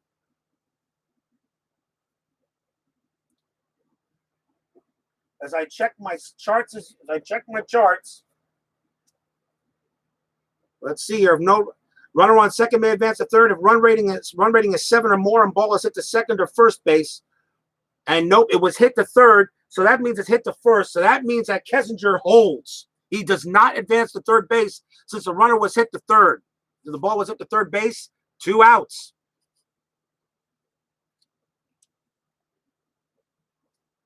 So a ground out to third. And now the batter is Ron Santo with 2 outs now and Kessinger on at second. What a ball game we got here, people. Fergie Jenkins versus Tom Seaver. Cubs versus Mets, 1969. This is what it's all about. Be even better if the Mets can pull this out, but I'm trying. Ron Santo, he's had a good game. He's had 2 singles. He popped out and K'd. Seaver gets the sign. 2 outs. Here's the pitch to Santo. This is 3. It's defense. 79. And it's an error chance on the second baseman. So this ball was hit to Boswell. Boswell's rating is an E1. It's a 79, and that one, he's got it. Makes a great play. He'll throw to first, get the out, and that ends the inning. 79. Boswell's rating is an E1, and he gets him. No error. Ken Boswell almost kind of muffed it, but he stayed with it. And he gets the out at first base, side retired.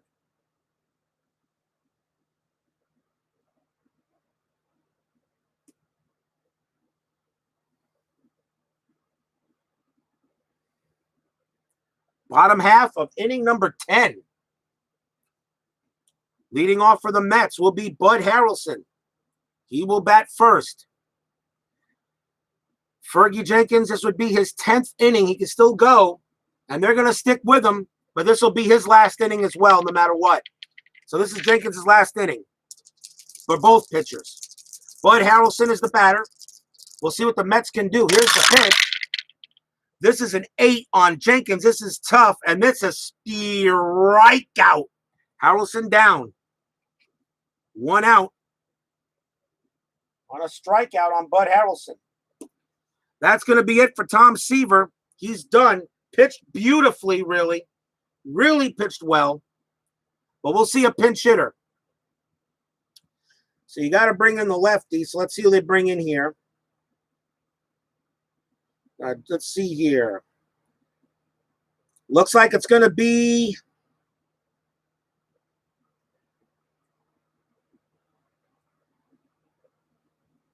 What I like to do usually is take a look at the most at bats against the pitcher so I can make it kind of realistic.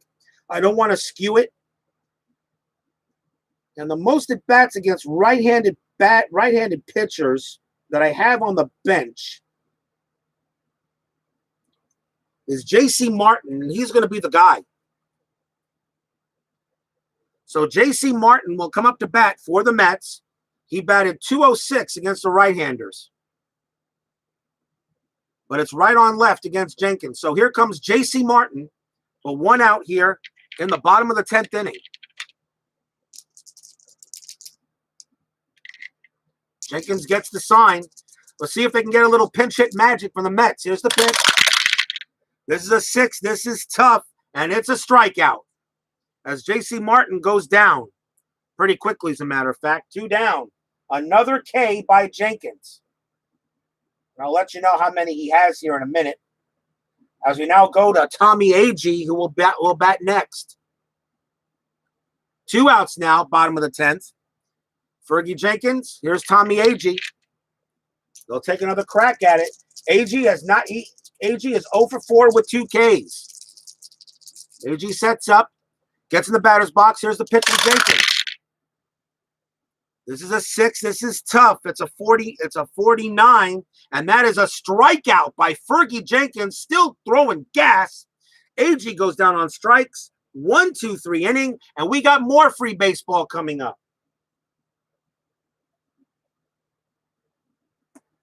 We go to the top of the 11th, still tied at 2.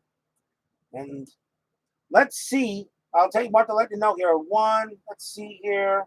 2, 3, 4, 5, 6, 7, 8, 9, 10, 11.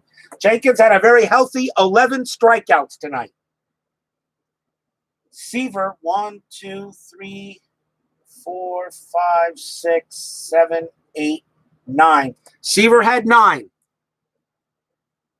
No problem, Dave. Thanks for joining me, my brother. See you next time. When this game is over, just catch when the stream is published. Just go ahead and catch the end of the game, and you'll see what happened. Because right now I don't know what's going to happen. We're going to the top of the 11th for Pete's sake. The Mets will have to bring in a new pitcher, and it's a lefty and 2 righties coming up for the Cubs.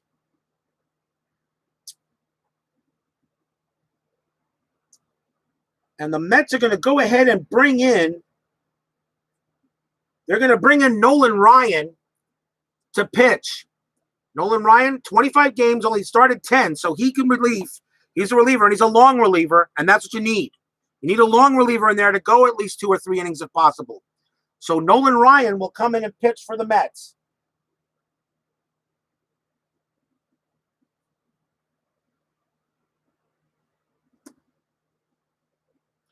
Leading off for the Cubs will be Willie Smith here on the top of the 11th inning.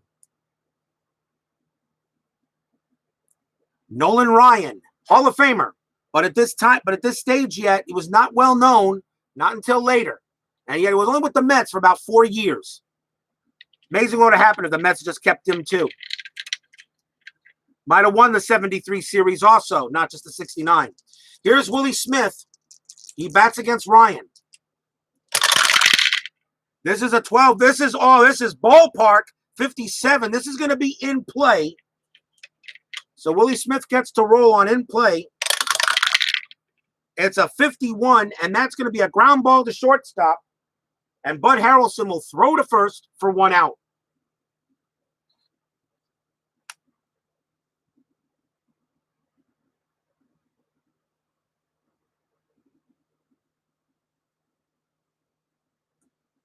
One out, and the batter is Jim Hickman. Hickman coming up.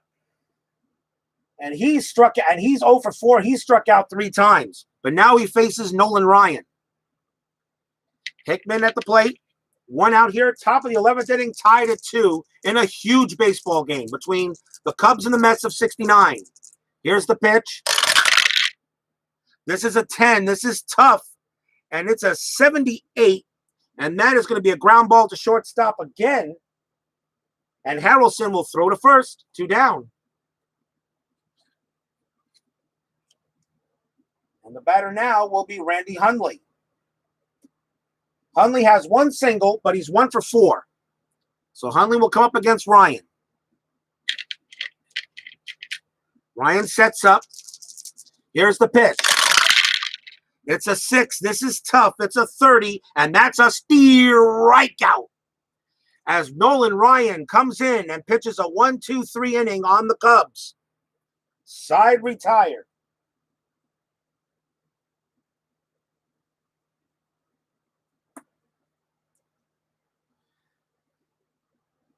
We'll see a new pitcher for the Cubs against the Mets as Jenkins is done. And he did beautifully.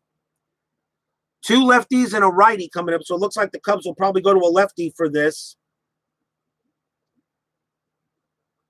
And they're going to bring in, and they need, probably don't know if you want a short reliever or a long reliever in this case. But they're going to, and the thing about it is that a pitcher is due to bat up the next inning. So a short reliever will help. And they're going to bring in I don't know if it's pronounced Hank Aguirre or Hank Aguirre, but I'm going to pronounce it Aguirre. So Hank Aguirre will come on and pitch for the Chicago Cubs. 1 win, no losses, 2.6 ERA. He pitched 45 innings. But he gave up 45 hits, though, so his whip is probably like 1.0 something for an inning, even though that stat's not on the card. But Hank Aguirre will come on to pitch for the Cubs here in the bottom of the 11th inning in a 2-2 tie. Leading off for the Mets will be Wayne Garrett.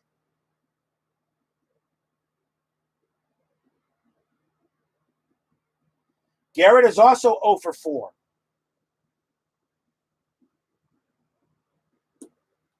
I'm pretty sure the Mets are actually happy to see Jenkins depart the field.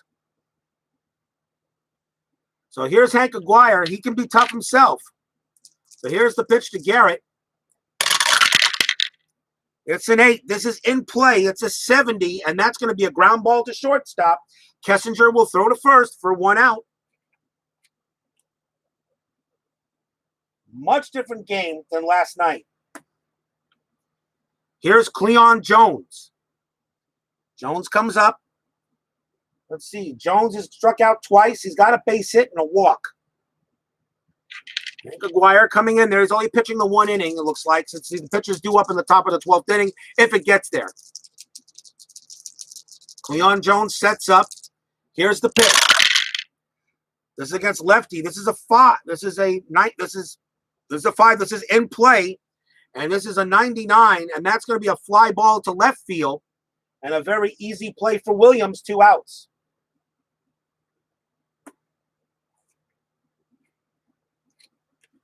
And now the batter will be Art Shamsky. This is against a left-hander. Shamsky batted .409 against lefties, so the Mets are counting on Shamsky to maybe break through here, but there are 2 outs here in the bottom half of inning number 11. Here's the pitch from Aguirre. This is a 5. This is in play. It's 0-4. It's 0-4, and Shamsky is going to get it. He's going to get a base hit. A 1-42 is what he needed. He gets an 0-4, and Shamsky will go to first. So the inning will continue on a single.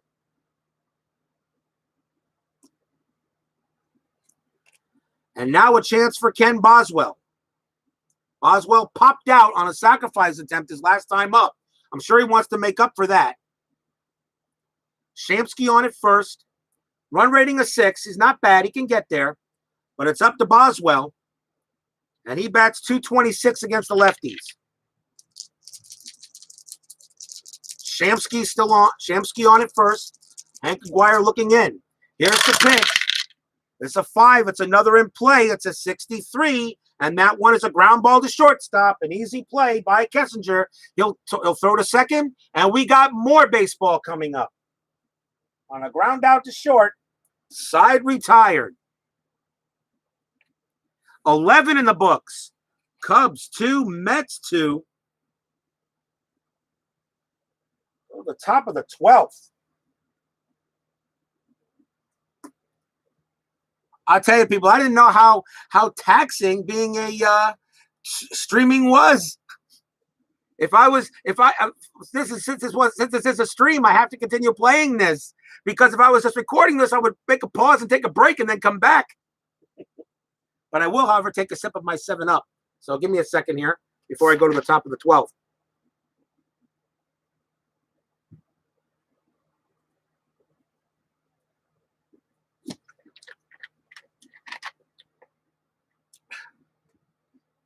Seven-Up, great drink.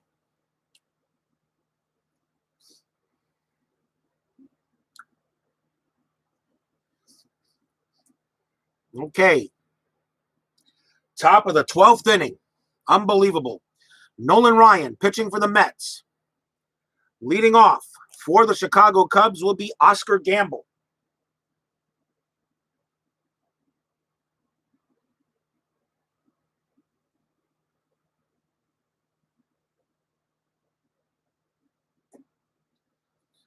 Gamble going against it. Gamble's had himself up.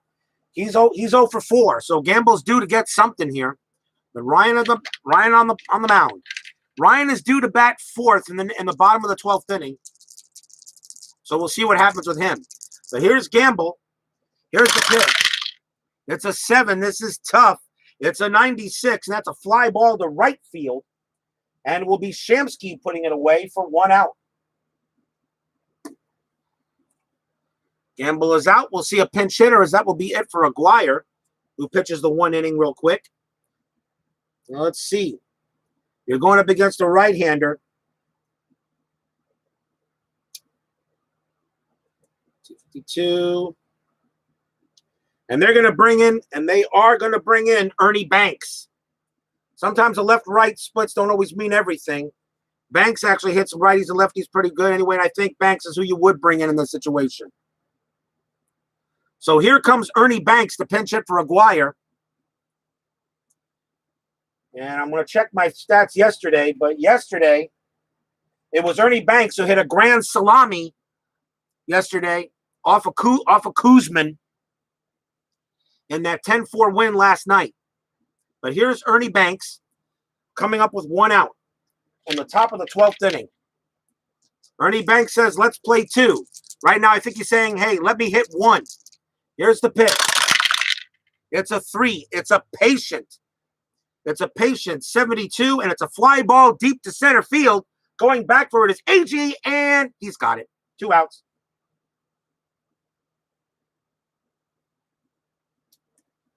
Ernie Banks comes on and just flies 1 out to a little bit deep center field. Top of the batting order for the Cubs, it will be Don Kessinger.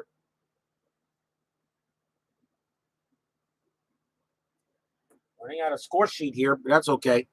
Don Kessinger, he will come up with 2 outs. Nolan Ryan trying to get out this inning as well. Here's the pitch. This is a 9. This is patient. It's a 30. It's a 35. And Kessinger, he gets a hold of 1. This one is going deep. It's going to bounce near the wall. And Don Kessinger is going to have himself a double. He will hold it second. As Kessinger picks up a big double and puts the go-ahead run at second base. That's his second hit of the game, by the way. As Kessinger got a hold of that one. That one was to center field as AG made the play, got it back in as quickly as he could. because Kessinger can run with an 8. But he'll hold it second with a double. And with 2 outs now, here's Glenn Beckert. Kessinger holding it second. Nolan Ryan, now he's in a little bit of trouble, but he'll see if he can get the job done. Beckert at the plate. Here's the pitch from Ryan. It's a 7. It's a tough. It's a 90. And that's a fly ball to left field. The play will be made by Jones. Side retired.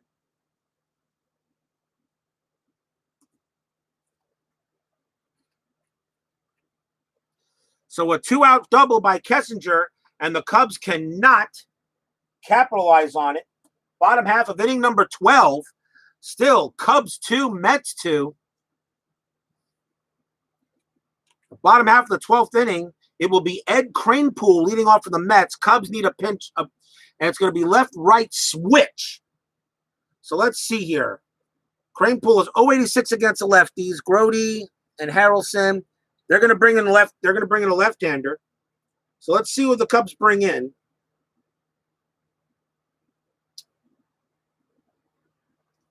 Don't have many lefties in the bullpen. Most are rights. But they're going to go ahead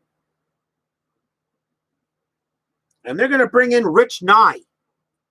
Rich Nye pitched 68 innings, so that tells me he's used a lot, as I'm usually going by maybe amount of innings and maybe amount of at-bats. I don't want to just bring in here that will just skew the game. So I think that Rich Nye would be the next Cub that would bring in the pitch to Kranepool. 3 wins, 5 losses, 5.11 ERA. So now they're still going against the lefties. Bottom half of the 12th inning, Ed Kranepool, who came in to pinch hit. For Clendenin, and he is now the first baseman.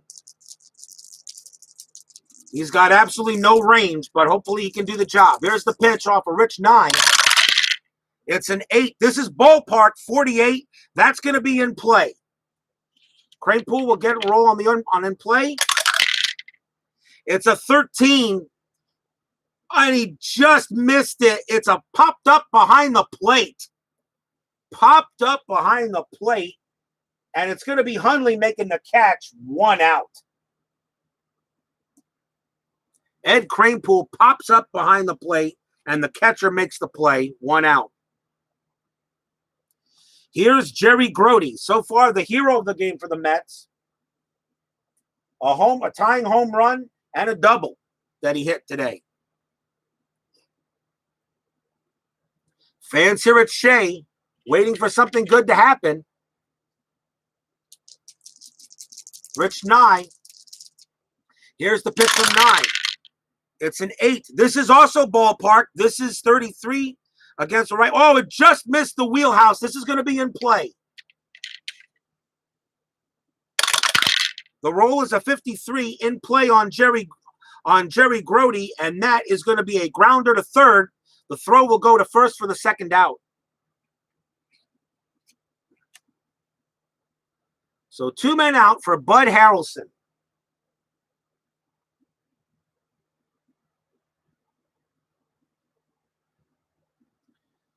Bud Harrelson will come in, as he'll take a crack at it against Rich Nye. Nye's gotten a couple of ballpark results, but the Mets have not been able to take advantage of their own home stadium. Here's the pitch to Harrelson. It's a 6. This is tough. 91. That's a fly ball to left. An easy play by Williams. He makes the catch, and the inning is over.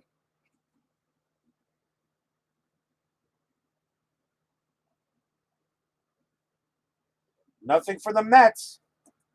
We go to the top of the 13th, still tied at 2. Nolan Ryan has got long fatigue. He can pitch this inning, and he is due to bat first in the bottom of the inning. So Nolan Ryan will stay out there. And leading off for the Chicago Cubs will be Billy Williams.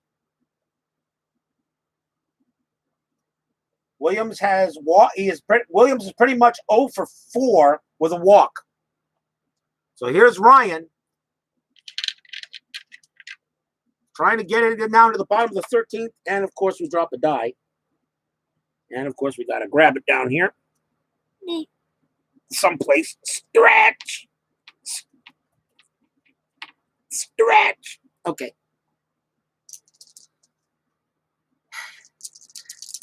Here's the pitch to Williams. And this is a 5. This is patient. It's a 30. It's a 31. And that's going to be a base hit by Billy Williams. He goes ahead and gets a clean single off of Ryan. And he goes to first on a hit. So now the go-ahead runs at first base for Ron Santo. Billy Williams' steal rating is a C. Grody's arm is a 2.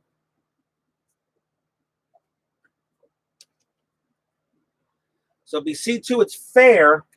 And Ron Santo, his sacrifice ability is a bunt is a D. That's not good. I think you let plus Santo, he actually has a couple of hits here. You let Santo bat.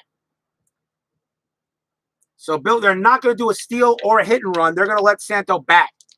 Why not? It's a Hall of Famer. Here's the pitch to Santo. It's a 3. This is patient, and it's a 40. It's a 49, and that's a walk. So now Nolan Ryan, in a little bit of a jam, gives up the base hit to Williams and walks Santo. Runners at first and second. Nobody out for Willie Smith. Smith batting .259 against the righties. He'll bat. Runners at first and second for the Cubs. Nobody out here. Top of the 13th inning. Nolan Ryan will talk real quick. And now comes Jerry Grody. He'll talk to Ryan for a second. And then settle him back in. They really would like to have Ryan complete the inning. He's due to bat. Willie Smith is up. Plus, Nolan Ryan's a Hall of Famer, but he wasn't a Hall of Fame pitcher yet at this time. He was still learning the ropes. Here's the pitch from Ryan to Smith. This is a 9. This is patient. 74, and that's going to be a ground ball to second base. It's a 9. Ryan's double play rating is an 8. Smith, his DP is a 5. Now that is a fielder. That's a fielder's choice because the 9's higher than the 8. So that's a fielder's choice. So Williams goes to third. Santo is out. Smith is on at first. That's a fielder's choice. So runners at first and third now, 1 out. And the batter is Hickman. And the infield is in. Infield in.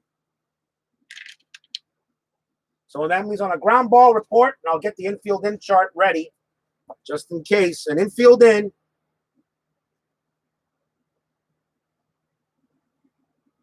Because they cannot allow Billy Williams to score. So infield is in. Runners at first and third, 1 out. Here's the pitch from Ryan. This is an 11. This is defense. It's a 93. It's a 93, which is going to be an out, which I believe, and could be an error on the third baseman. So the ball is hit. The ball is hit to Garrett. It's a 93. He will make the play. So it's a ground ball. It's a ground ball to the third baseman now. And the roll is an 11. So re-roll all 4 dice and refer to infield in play at home chart. So that's what we're going to do. It's going to be a play at home. Infield in play at home. Compare the 2D6 total to the runner's run rating. If equal to or less than the run rating, the runner is safe, batter is safe at first, and other runners advance a base. So it's 2 and it's a 5. So compare the 2D6 total to the runner's run rating. So it's a 5. Billy Williams' run rating is a 7. If equal to or less than the run rating, the runner is safe. Oh, wait. If the 2D10 result is 0, okay, wait, my bad. Hold a minute. My bad. Reroll all 4 dice for the infield in play at home chart.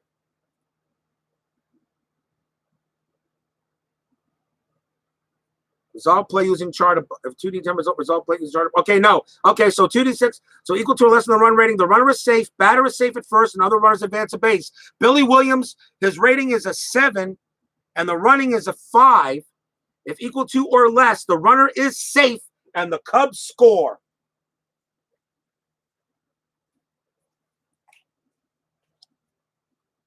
So Billy Williams comes in to score for the Cubs, and they will take a 3-2 lead here in the top of the 13th. And I really want to make sure about that. But the rating was but it was filled in. And it was a ground out rating, and you re-roll all 4 dice, which I did. And the only time these percentiles come into play is if it's a 0 to check for an injury. That's all that meant. So Williams will score 3-2 Cubs, runners at first and second, 1 out. And the batter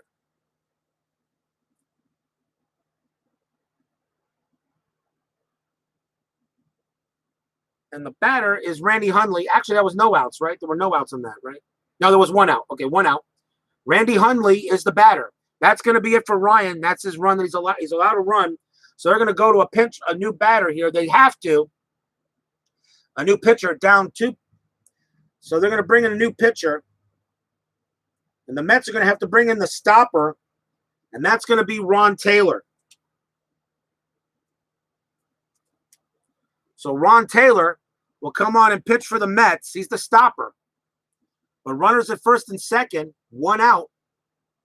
And Randy Hundley at the plate. 3-2 Cubs, top of the 13th inning. Geez, another 2-hour game. I'm sorry, guys. For those of you that are watching this on a recording, my bad. First and second, here's the pitch to Hundley from Ron Taylor. That's a 2. That's defense. That's a 39. That's a 39, and the defense error is second base. So this ball is hit to Boswell. Boswell's error rating is a 1. It's a 39, and it's going to be an error on Boswell. Boswell commits the error, and it's a 1-base error, and that's it, as it allows the base runners to move up 1 base. And we got bases loaded now with 1 out.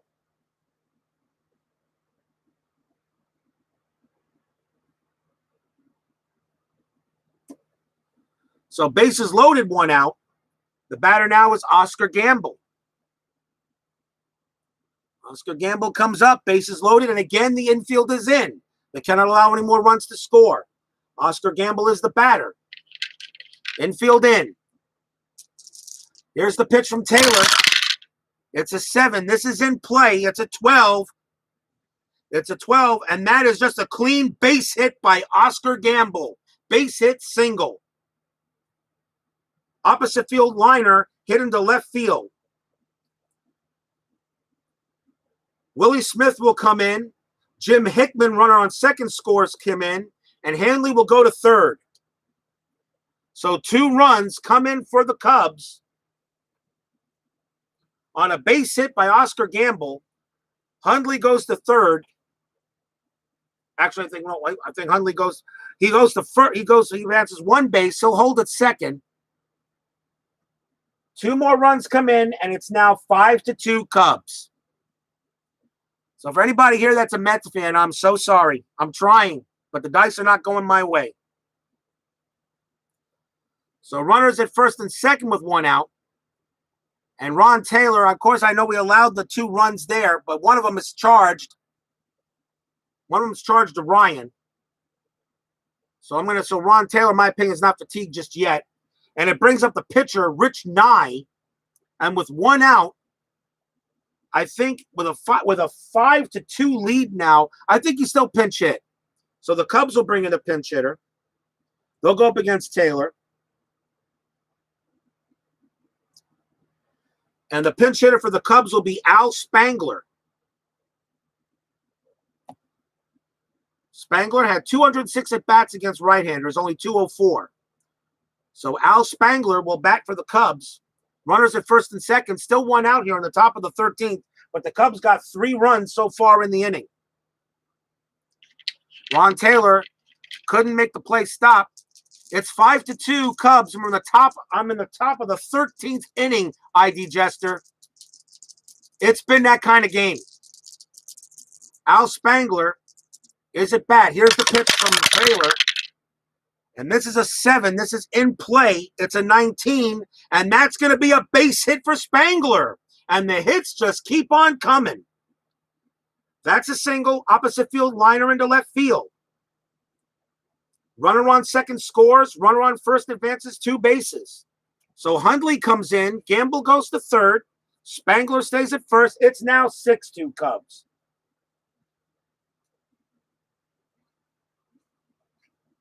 As Al Spangler gets himself a pinch hit, base hit. Runners at first and third. Nobody out. I'm sorry, 1 out. Top of the order now for the Cubs, and that's Don Kessinger. As the Cubs are pouring it on here in the top of the 13th inning, and Ron Taylor couldn't make the stop.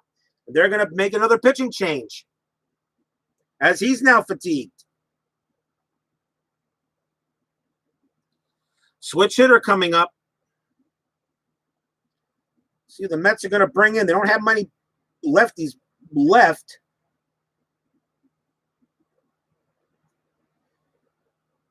Well, they've actually got plenty of lefties.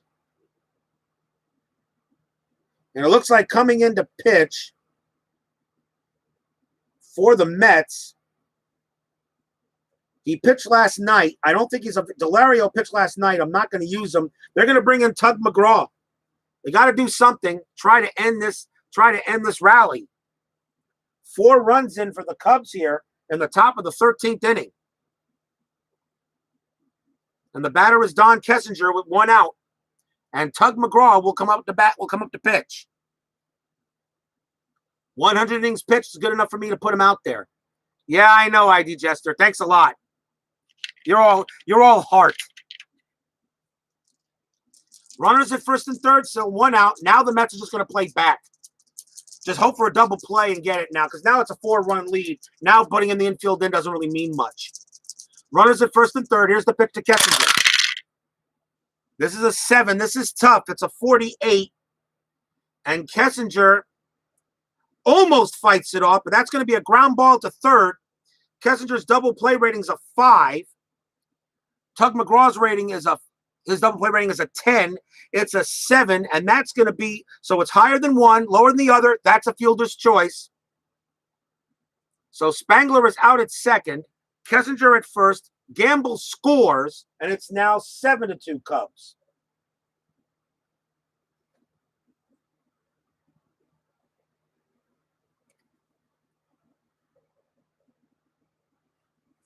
I'm just checking my chart to make sure. Yep. So now Kessinger is on at first base, but now 2 away, and now Glenn Beckert, the batter. What a killer of an inning. 5 runs in the top of the 13th, 7-2. And now here's Glenn Beckert.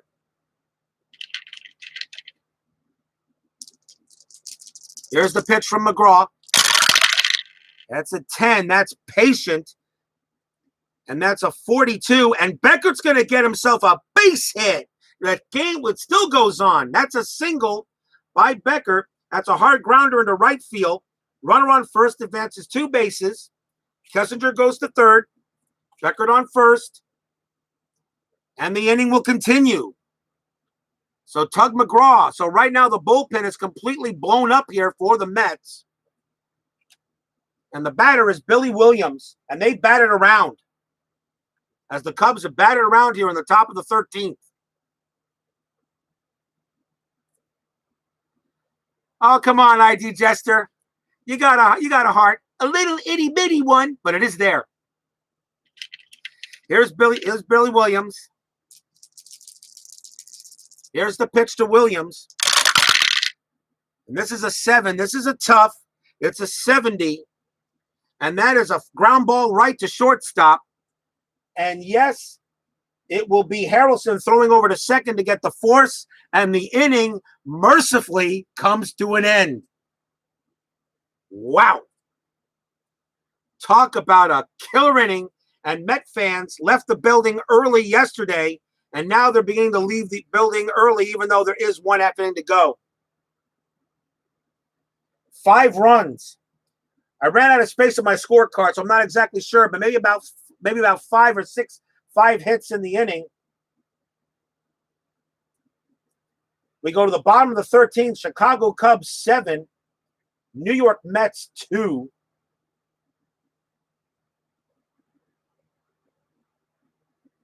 So bottom half of the 13th inning, and we'll see a new pitcher for the Cubs to close it.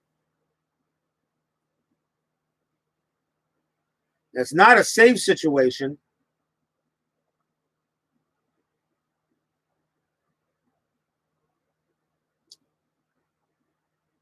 Ted Abernathy pitched last night, so I can't use him here. They're going to go ahead and use Don Notabart. So coming on to pitch for the Chicago Cubs will be Don Notabart. 1 win, 1 loss, 7.0 ERA. Ted Abernathy I used last night for the Cubs when the game had a rain delay. Tug McGraw, he was due to bat. He will not. The Mets will go to the bench with a right-hander up there. With a right-handed, let's see what they got for lefty. You don't have much in the way of a left-handed hitter.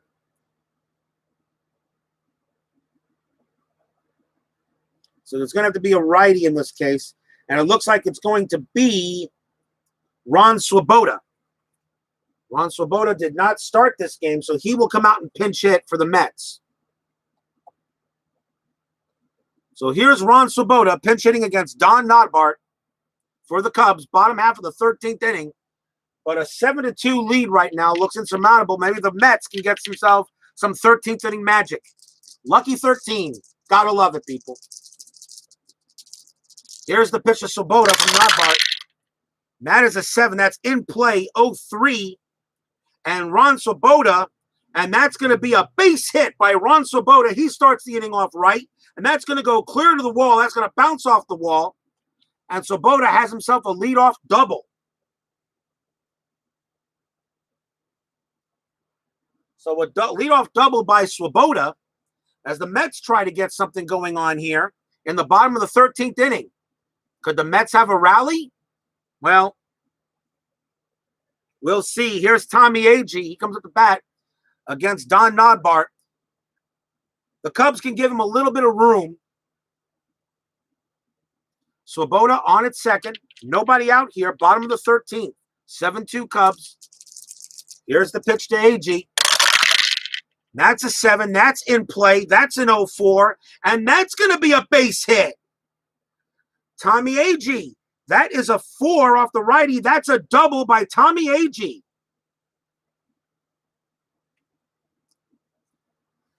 Line shot splits the gap into center field. All runners will score.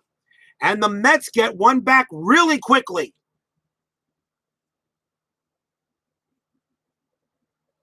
And it's now 7-3.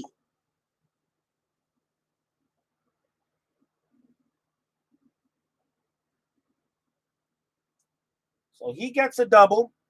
And the batter now is Wayne Garrett. And that's already 1 run allowed by Don Notabart. He's a short reliever. He can give up 2 before he's fatigued. But they've already got the bullpen. The Cubs already got people warming up at the bullpen so far. But Agee on at second. And nobody out here in the bottom of the 13th. Here's Wayne Garrett. He will take a crack. And Don Notabart. Here's the pitch to Garrett. That's a 10. That's a patient. It's a 13. And Wayne Garrett draws a walk. And we still got lots of stuff going on here. He draws the base on balls. Runners at first and second. Nobody out. Runners at first and second. Nobody out. 7-3. Here's Cleon Jones. He comes up to bat.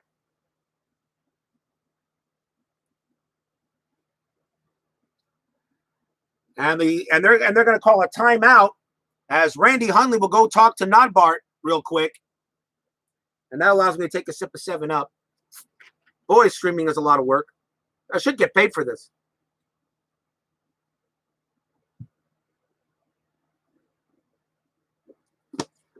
But then again, should all you guys too. Thanks for sticking it out with me, the ones who have been here for the last 2 hours and 5 minutes. And it's not over yet. AG on at second, Garrett on at first, Cleon Jones the batter. Now 7-3. A lot of fans have left already, but some are in the aisles and they stopped moving so suddenly. Nobody out here, bottom of the 13th. There's the pitch to Jones. That's a 7. That's in play on Not Bart. That's an 18. And that is going to be a base hit by Cleon Jones. It is a single. Grounder up the middle, center field. Runner on first advances one base. Runner on second scores. It's now 7-4.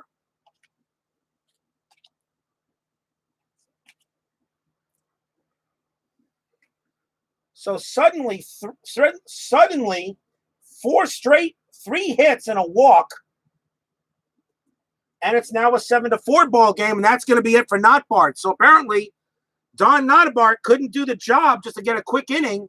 And now with a 7-4 lead, it's now a save situation. So now I got to bring out the stopper for the Cubs. And that's the man with the most saves, I believe. And I believe that is Phil Reagan, if my memory serves. And it is. So coming on to pitch for the Cubs now will be Phil Regan. He is the stopper. He's got 17 saves, 12 wins, 6 losses, 3.7 ERA. So the Cubs call on Phil Regan to try to stop the bleeding as it's now 7-4. The Cubs scored 5 in the 13th. The Mets already have 2, and there's still nobody out. Garrett on at second, Jones on at first. The batter is Shamsky. And yes, against right-handed pitchers, Shamsky can one swing and a bat tie this game up. He can do it.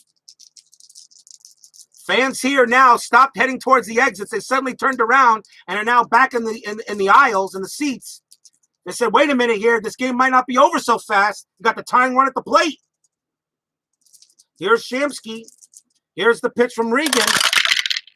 It's an 11. This is defense. It's an 0-3. That's going to be an error no matter who it's on. So let's see what it is. Error to shortstop. And that's Kessinger. His error rating is a 5. It's an 0-3. It's an error. It's a 1. That's going to be an error on Kessinger. Let's see what kind of error it is. Infield error. It's a 1-base error. So runners move up and yes, people, the bases are loaded. The bases are loaded with nobody out. And the batter for the Mets is Ken Boswell. I can't believe this is happening. Bases loaded, no one out. Ken Boswell, the batter. With the score 7-4, playing the infield in, the runners on third and second don't mean anything. The Cubs will play back and try to get 2. The runners on second and third don't mean anything. It's Shamsky you got to stop from crossing. So Ken Boswell will go up against Phil Regan. I can't believe this. Bottom half of the 13th. 7-4. Cubs scored 5 on the top. The Mets already have 2, and the bases are loaded for Boswell. Not much of a home run hitter, but he bats .290 against the righties. No kidding, Max. No kidding. Bases loaded. Phil Regan gets the sign. The fans suddenly are back in the seats. It was half empty. Now it's back to being full. Here's the pitch to Boswell. It's an 8. It's a tough. It's a 34. It's against the right 34. Boswell gets a base hit. He fights it off. He gets a base hit. It's a single. Hard grounder into left field. Runner on first advances one base. Runner on second advances one base. Garrett will score. And yes, it's 7-5. And the bases are still loaded with nobody out. And the batter now is Ed Kranepool. Still no one out. And that's the is that the first? I believe that's the first run on Phil Reagan. This fatigue is long. That's the first run on Phil Reagan, but that's actually charged to the last. That's charged to not Bart, so that doesn't go against Reagan, in my opinion. So Reagan will not be fatigued. But here's Kranepool, 7-5, still nobody out here in the bottom of the 13th. You're watching the dice roll, people. I'm not doing anything. Bases loaded, nobody out, bottom of the 13th. Reagan trying to end it for the Cubs. Fans here suddenly on their feet. They can't believe it. They thought the game was over. So did all of us. Here's the pitch to Kranepool. It's a 4. This is in play. It's a 57. And that is going to be a ground. That is a ground ball. That's a ground ball to shortstop. That's a grounder to short. Kranepool's double play rating is a 6. Reagan's double playing is a 9. It's a 4. It is a double play. It is a double play. So Shamsky moves to third. Boswell is. It's a double play. At least I think it is. Let me hold on. Let me check to make sure. I'm sure it is a double play, but I want to see something here. Other runners advance one base. That's right. Okay, so it's a double play. So that means that Shamsky scores. So it's now 7-6. Jones goes to third. Boswell and Kranepool are out.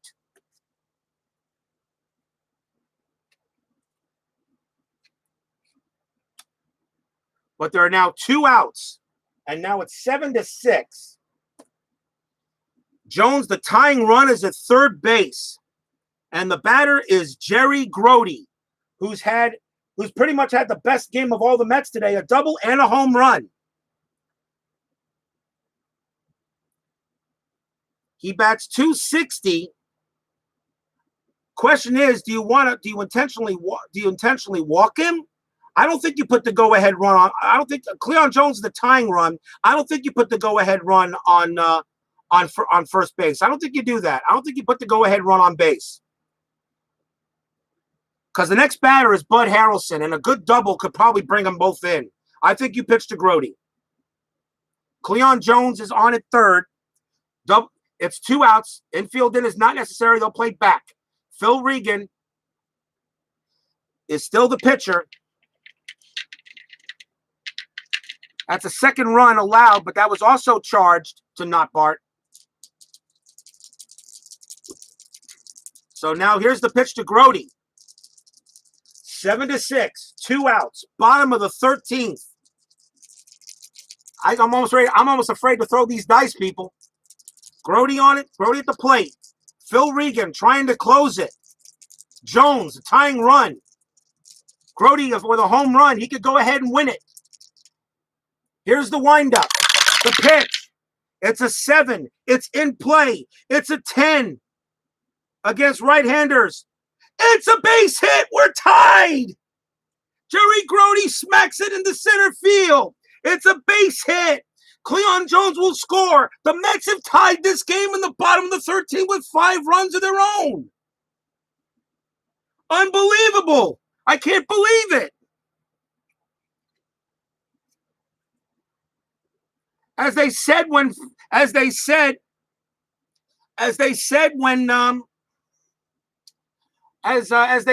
Kirk Gibson hit the home run, I don't believe what I just saw.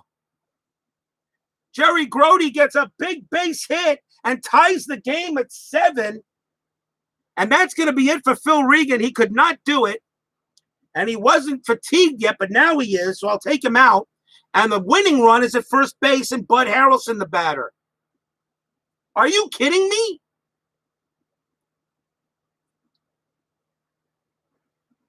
Bud Harrelson bats worse against lefties, so the Cubs are going to have to go to the bullpen.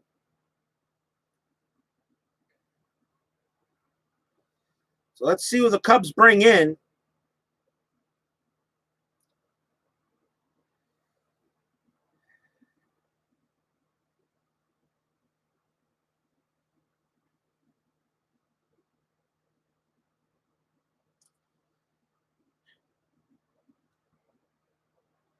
He only pitched 4 innings. I don't like that. I think it's going to have to be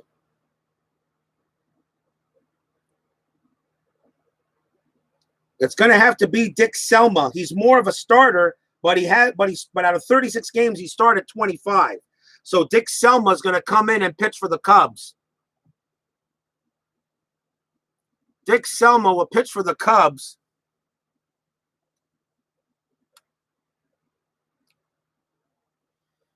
And he has a record of 10 wins, 8 losses, a 3.63 ERA. He started 25 games, but it means with 11 games, it means he came in as a reliever, so I can use him as a relief pitcher. And his relief record is long. And the batter is Bud Harrelson. I can't believe it. We're tied at 7 here in the bottom of the 13th. And here's Bud Harrelson. The pitcher is due up. And, of course, that would be Swoboda, who started this whole thing.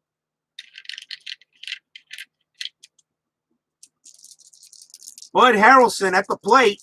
Grody, the winning run, is at first base. 2 outs. Here's the pitch from Selma. It's in play. It's a 32, and that is a ground ball right back to Selma. He's got it. Tosses over to first. And no, people, this game is still not over. Side retired. The Cubs score 5 in the 13th. The Mets score 5 in the 13th. Cubs 7, Mets 7. We're going to the 14th inning.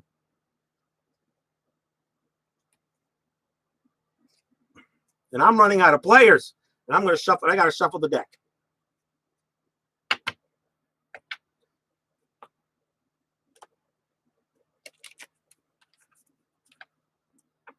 If I'm keeping you guys from anything, I apologize. This isn't me. This is the dice. You're seeing the dice rolls on the board.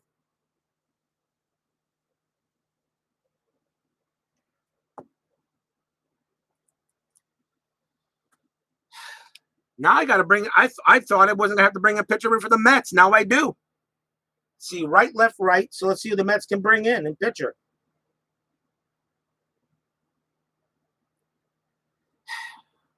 Harrelson. Let's see. The pitcher is due up the next inning. Harrelson just batted. So let's see. Can I do a double switch here? The Mets are going to bring in Cal Kuntz. He's going to pitch for the Mets. So Cal Kuntz will pitch. Bud Harrelson is shortstop. He just batted out. So who else can play short that's in the lineup here? Bob Heiss, who only played 4 games. And Al Weiss could do it. I'm going to do a double switch. So I'm going to bring in Al Weiss. So Cal Kuntz is going to come in Bud Harrelson's position. So he will bat 8th. Al Weiss will lead off the inning batting 9th. I'll do a double switch. And that's it for Harrelson. But what unbelievable game. Can't believe this. Top of the 14th inning. Cubs 7, Mets 7. And Cal Kuntz will pitch for New York. 6 wins, 3 losses, 4.99 ERA. And the Cubs in the dugout absolutely just can't believe it. They got to go back out there and bat. Here's Ron Santo. He leads off the top of the 14th inning. Tied at 7. Maybe another black cat ran onto the field and say, nah, I want more baseball. Ron Santo against Cal Kuntz. Here's the pitch. It's a 7. This is in play, 0-7, and that is going to be a base hit for Ron Santo. So the Cubs start with a leadoff man on first. And they start there. So Santo with a base hit, go to first base, he'll hold. Steal rating's an F, he's not going anywhere. And the batter will be Willie Smith. So already, Cal Kuntz comes in here and gives up a leadoff base hit to Santo. Runner at first, nobody out. Do you try a sacrifice? A bunt rating is C. Well, Willie Smith's a sacrifice rating is a C. Santo's got run rating of 7. Willie Smith bats .259 against the right-handers. They're going to try a sacrifice on the play. So Willie Smith will try a sacrifice. So we pull the card on a C and a sacrifice, and he misses the pitch. So it's no balls and 2 strikes. And now he'll just swing away. No balls, 2 strikes. Santo on it first. Here's the pitch to Smith. This is an 8. This is in play. It's a 26, and that's a base hit by Willie Smith. It's a single. It's a hard grounder into left field. Runner on first advances a base, and that is it. Runners at first and second. Nobody out now for the Cubs. This is what happens when you get a little deep in the bullpen. Your bullpen pitchers are usually not always as good. But runners at first and second, nobody out. Kuntz coming on here trying to give the Mets a quick inning. Doesn't look like it's going to be one. And here's Jim Hickman. Dick Selma is due to bat for another 3 more batters. We'll see if the Cubs manager keeps them out there. But here's Jim Hickman, runners at first and second. And there's nobody out.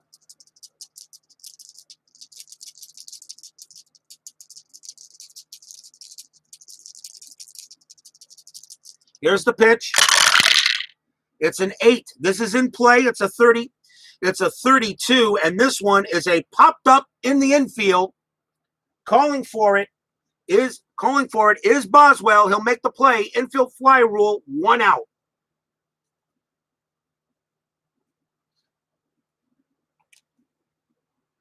Popped out, second base. Here's Randy Hundley. Runners at first and second still, but now 1 out. Tied at 7, top of the 14th inning.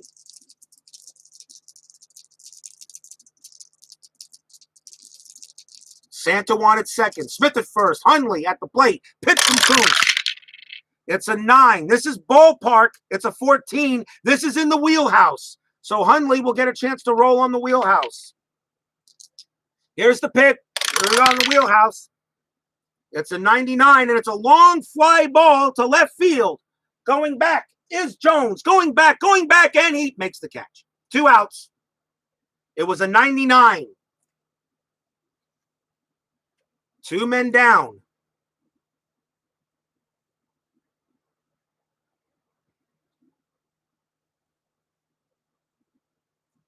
Two outs, but still runners at first and second. Here's Oscar Gamble. Cal Kuntz now trying to get out of it. Couple of in plays in wheelhouse ain't going to cut it. He's got to get the job done, and the ballpark's not helping him out. But here's Gamble. Runners at first and second. Now 2 outs.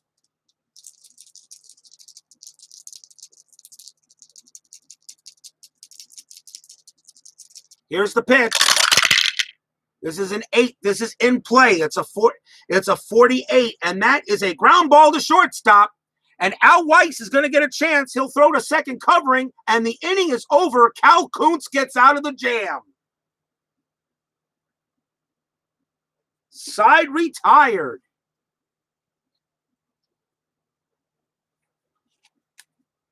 Two hits, but no runs. Bottom of the 14th inning.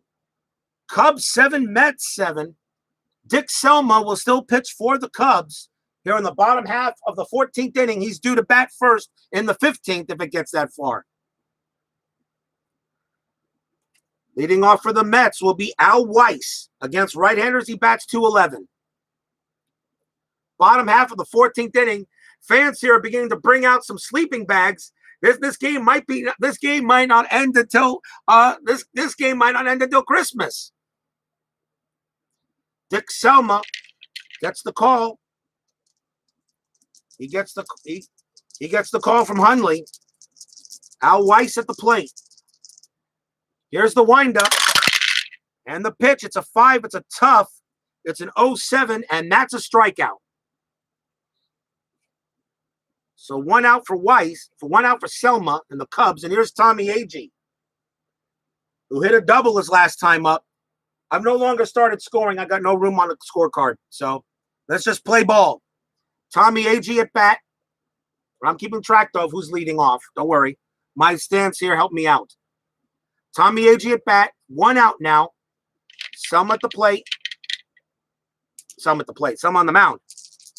That's what happens when you watch too much baseball or play too much payoff pitch. Here we go.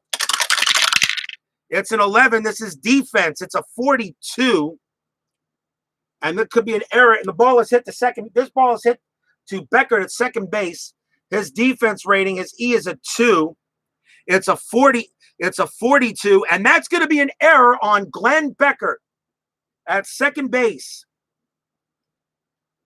That's an error, and it's a 1-base error. So Agee will make it to first.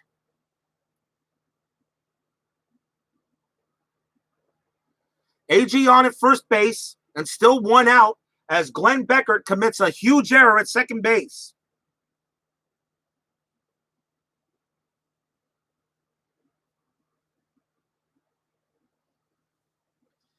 The batter now is Wayne Garrett. Winning run at winning 1 at first. Wayne Garrett, sacrifice bunt ratings a B, but no, you're not sacrificing anything. You got to hit here. There's no sacrificing. You're in the 14th inning. You go ahead and hit. Swing away. Tommy Agee on at first base.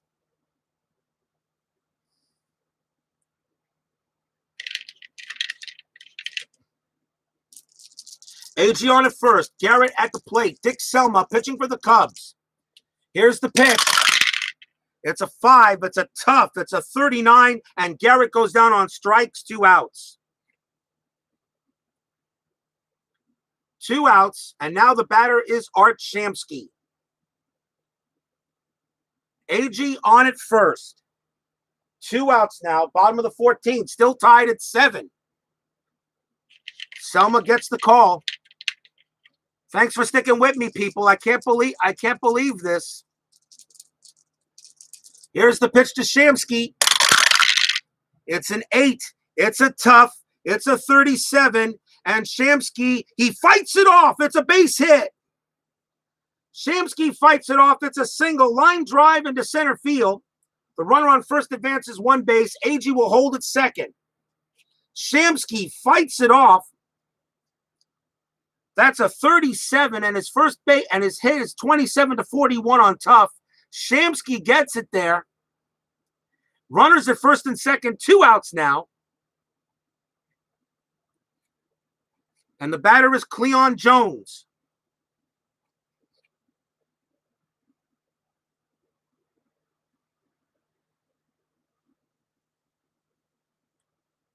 Cleon Jones is the batter. And believe it or not, I kind of messed up, but that's okay.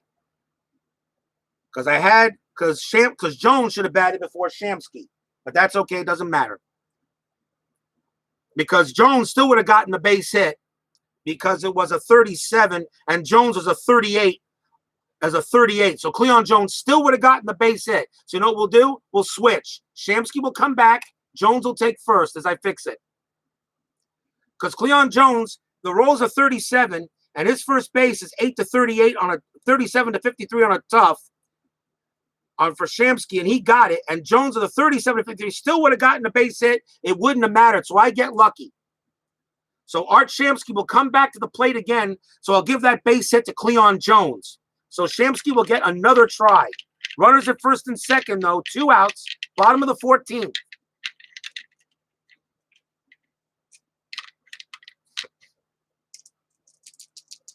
Agee on winning run at second base in Agee. Jones on at first. Shamsky the batter. Dick Selma on the mound for the Cubs. Here's the windup.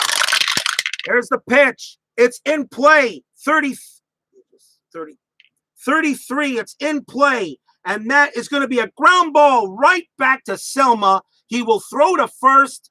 Side retired. Just missed it. And we're going to 15 innings. I give up, people. Cubs 7, Mets 7. Even with the mistake, it didn't matter.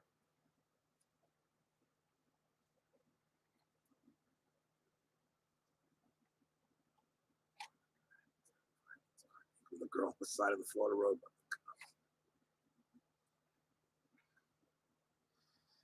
Oh my. Top of the 15th inning coming up. And Cal Kuntz is the Mets pitcher here. And I see lots of things going on in the chat. I'm glad everyone here stuck it out. 2 hours and 30 minutes. Gotta ask a question here, people. Anybody here who actually joins and if anybody watches this whole recording after this is all done, kudos, really. And that means you guys got no life. That's okay. Neither do I. Cal Kuntz pitched for the Mets here in the top of the 15th inning. Dick Selma is supposed to bat. They'll bring in a pinch hitter as he is done. And coming on to bat for the Cubs will be Don Young. Don Young will pinch hit. Marathon night here at Shea Stadium. Can you, as Vin Scully said, as Vin Scully said at that in Game 6 of the A6 World Series, can you believe this ball game at Shea? A delirious 13th inning. Don Young, the batter, he leads off for the Cubs here in the top of the 15th. Cal Kuntz, still the Mets pitcher. Here's the pitch. To Don Young, 5. It's a tough. It's an 0-1. And Don Young, swing and a miss, strike out. 1 down. As Don Young is out of there for out number 1. And that will bring up Don Kessinger. Kessinger has been killer. It's actually been killer lately. But 1 out. Cal Kuntz gets the ball. Trust me, if I was recording, I probably would have stopped this game and probably would have taken a 1 hour break before I returned it. But since we're streaming, we go on. You could have told me I have you guys in the chat. You could have told me there'd be games like this.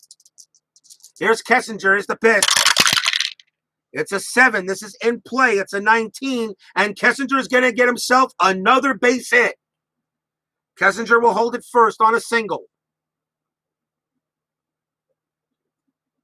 Kessinger gets the call. Runner at first. And but 1 out. And that will bring up Glenn Beckert, who made a huge error. Made a huge error in the 13th inning. And that error pretty much allowed the Mets to, if he doesn't make that error, this game is over. So Glenn Beckert will try to come in there and try to redeem himself. Kessinger on at first. 1 out. No, you're not sacrificing, and no, you're not stealing. Steal rating a C on Grody. That would be a C2.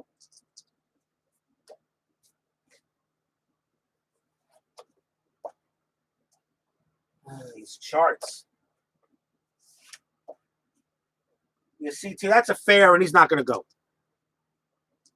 Glenn Beckert at bat. Here's the pitch. This is a 3-off Kuntz. It's a patient. And I'll shake that a little bit. It's an 88. It's a patient. And that's a ground ball to the shortstop. Beckert's double play rating is a 6. Kuntz's double play rating is a 9. It's a 3. Underneath. He fires to second. Fires on to first for 2. Double play. Inning over. Glenn Beckert grounds out into a 6-4-3. And we're going to the bottom half of the 15th inning, still tied at 7. Cubs got to bring in a new pitcher. 2 lefties and a righty coming up. So let's see what the Cubs got.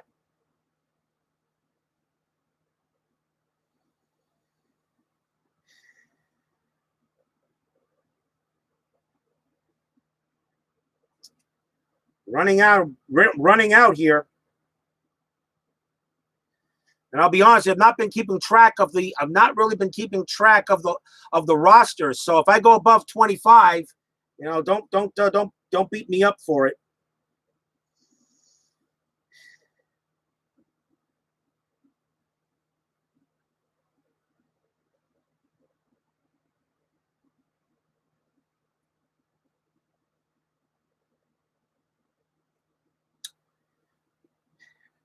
You got two lefties and a righty coming up.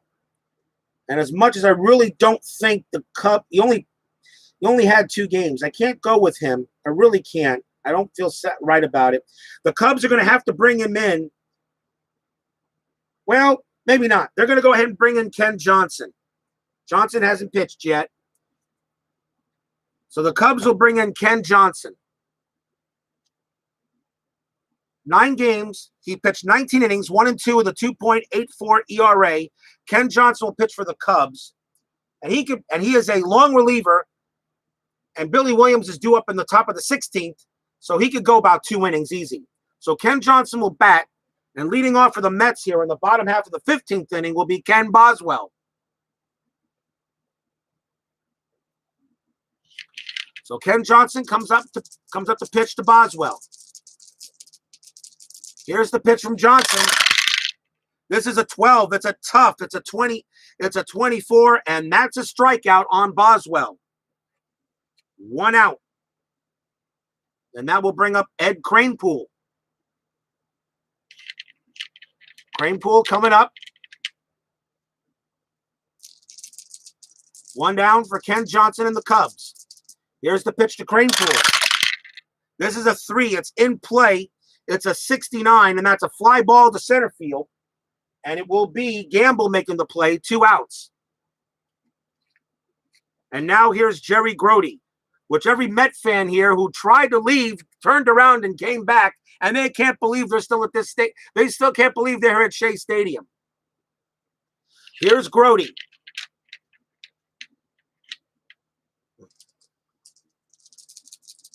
Ken Johnson on the mound.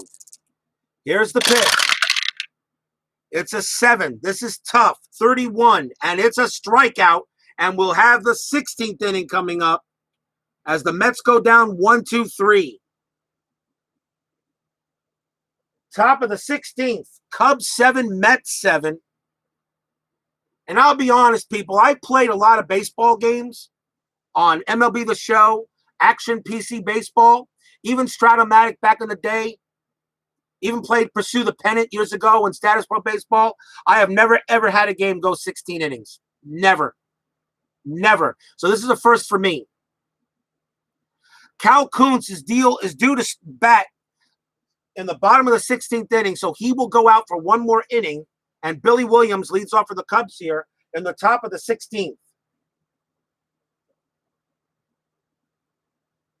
This is the game that never ends. Yes, it goes on and on, my friends. Some people started playing it not knowing what it was, and everybody's going crazy just because this is the game that doesn't end. Billy Williams leads off the top of the 16th inning. Cubs 7, Mets 7. I don't know. Should we put when this game is actually put on the library, should I issue a warning label? Caution, watching this game may be hazardous to your state of mind. Here's Billy Williams against Cal Kuntz. Here's the pitch. It's a patient. It's a 23, and that's going to be a leadoff walk. So again, the Cubs get base runners, and Billy Williams will take a walk to first base. And the batter will be Ron Santo. Williams he's got a C against the 2, so a C2 is a fair. I can't see Williams running, and I don't see Santo bunting. So Santo's going to hit. Here's the pitch to Billy Williams. Here's the pitch to Santo. It's an 8. This is in play. It's an 84. And this is a ground ball to shortstop. Santo, double play rating a 7. Kuntz's double play rating is a 9. It's an 8. It's a fielder's choice. So one is higher than the other. So Williams is out. Santos safe at first for 1 out.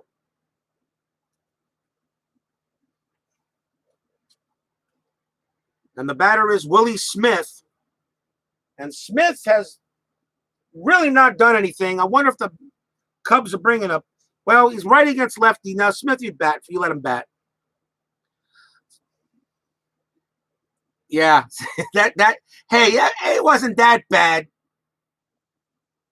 You know what? We ain't friends no more. Santo on it first. Smith at the plate. 1 out now in the top of the 16th inning. Here's the pitch. It's a 5.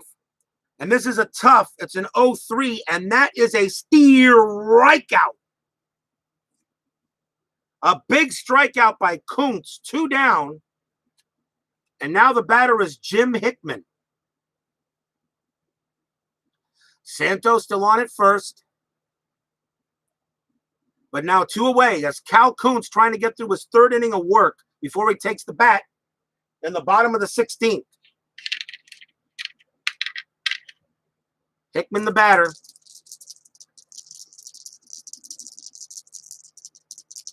Only out of all the runs scored, only 1 home run in the game, and that was by Grody. And it was a solo shot. Here's the pitch to Hickman. It's a 7. It's in play on Kuntz. It's a 31. And that's a pop. He pops it up.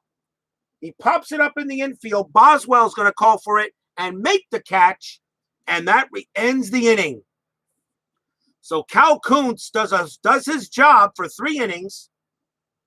And the side is retired. We go to the bottom of the 16th. Cubs 7, Mets 7. Pitcher due up. And we'll see a pinch hitter. Ken Johnson still on the mound for the Cubs.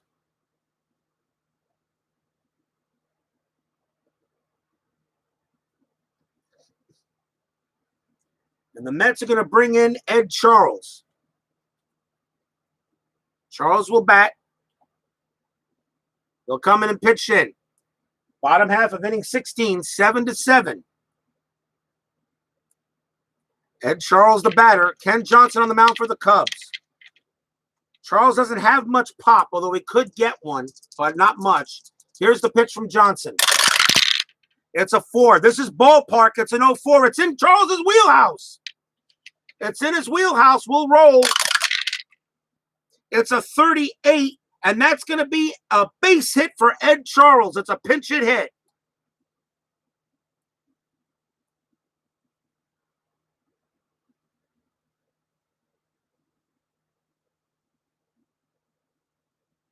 So Ed Charles goes to first base, and he will hold on a pinch hit. And that will bring up Al Weiss. Charles on at first base. His stealing rating is a C. And Hundley's arm is a 2. So that would be a fair. Charles is going to hold. He's not going to steal. Weiss, however, has got a good chance at a sacrifice. It's a bunt B. And against right-handed hitting, I think you try a sacrifice here. So Al Weiss is going to try to sacrifice Ed Charles over to second. Here's the sacrifice attempt. The sacrifice, a bunt B. So let me double check it's a bunt, it's a B. So here's the try. And Al Weiss pops it out. Al Weiss pops out the sacrifice attempt. He does the same thing Boswell does. He pops it out. 1 down. Wow. And here's Tommy Agee with 1 out. Maybe I should have had him swing. But Ed Charles still at first base, but now 1 out.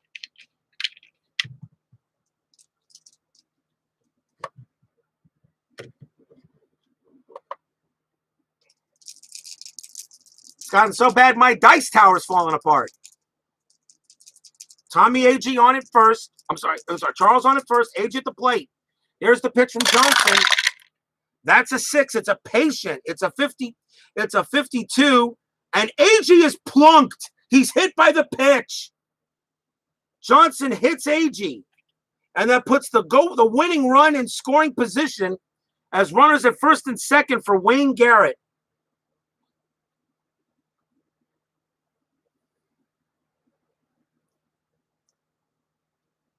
Charles on at second, AG on at first, Garrett at the plate. Ken Johnson trying to get this game to the 17th, but one out. Runners at first and second. AG hit by the pitch. He's on first. Fans here on the edge of their seats here at Shea. It's a 5. It's in play. In play, Garrett. High fly ball into center field. This one's going to get to the wall. That's going to do it. It's going to do it. Wayne Garrett, that's an 0-1. That's a double. Charles will score. Mets come in. They win the ball game. And the crowd is going wild. Wayne Garrett, game-winning RBI double, brings in Ed Charles. Line shot, split the gap into center field. Charles comes in to score. Mets win the game 8-7 in the bottom of the 16th inning. Wayne Garrett, who pretty much did nothing the entire game. It was in play.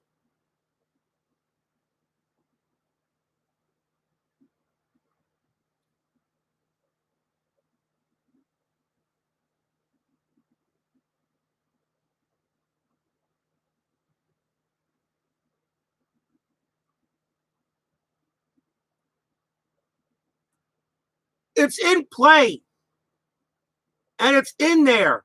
Or is it? Wait a minute. They're checking with the ump. Wait a minute. They're checking something. This might not be over just yet. Wait a minute. And it is not. Yes, people, I made a mistake. It's a 10, not a 1. That's correct. That's correct. It's a single, not a double. But the runner on second advances a base, so we're not over yet. The umps are checking the replay, even though we don't have replay. Yep. It's bases loaded, but still 1 out. That's correct. It's a 10. But a 10 on an in play on Wayne Garrett is still a base hit. And that's why I checked it. It's a grounder up the middle. Runner on first advances 1 base. Runner on second advances 1 base. That is correct. And they will bring back Ed Charles. It's bases loaded for Cleon Jones. And still 1 out. I know umpires don't know the rules, but we do. That's a 10, not an 0-1. I looked at it. Yep, that's why I said, wait a minute.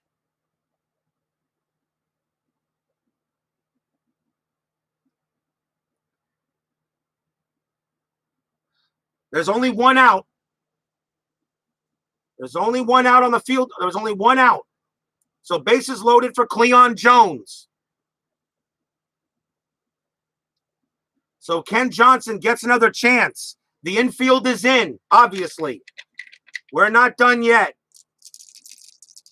Wayne Garrett thought he had it, but the umpires overruled it and checked the rules and realized it was a 10, not a 1.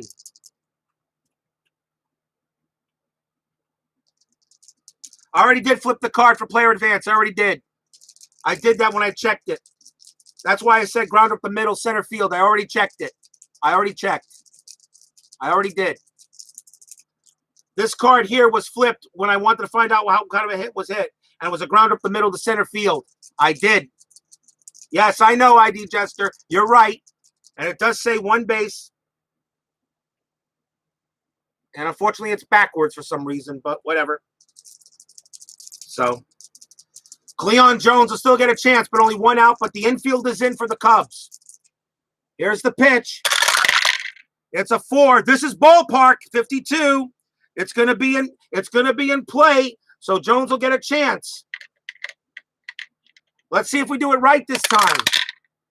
It's a 56. It's a fly ball to right. It's a fly ball to right field. And it is a short fly ball to right field. Charles has a run rating of 7. So Jones is definitely out.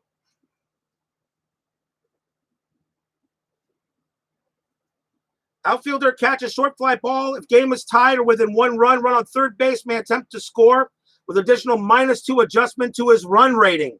So the 7 would become a 5. So the 7 would become a 5.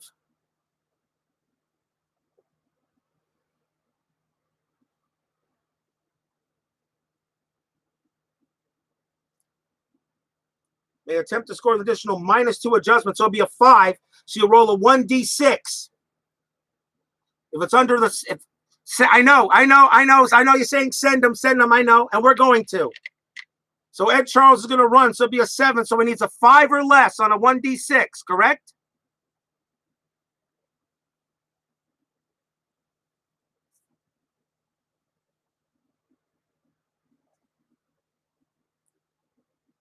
So I want to be sure. So I only roll a 1d6, correct? Before I roll this die. It's a 1d6 I roll to get it, right? It's 2d6. So I got to roll a 5 under a 2d6? That's close. I don't know about that. 2d6, huh? Because I know there's a 1d6 number here. Let's be sure about this before I roll that die. Let's be sure about it, people. Let's do it right.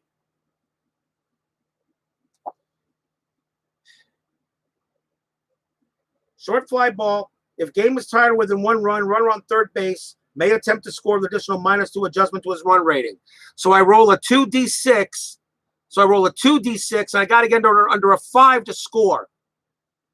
That's close. I don't know. Art Shamsky is the next batter.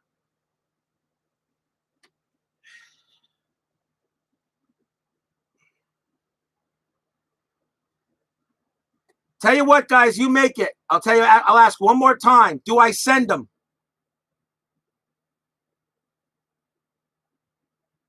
First one to tell me is what I do. Do I send or I hold and let Shamsky bat?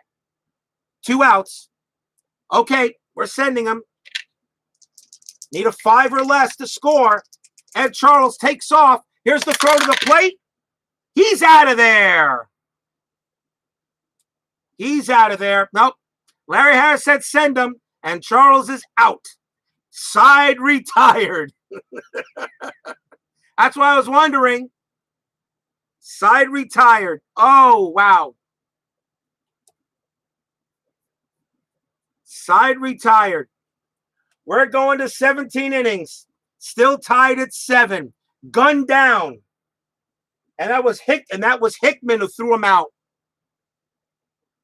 Yeah, I'm fired now as the third base coach. His arm rating was a 10. His arm rating was a 10. So it was a 10-5, and I rolled an 8.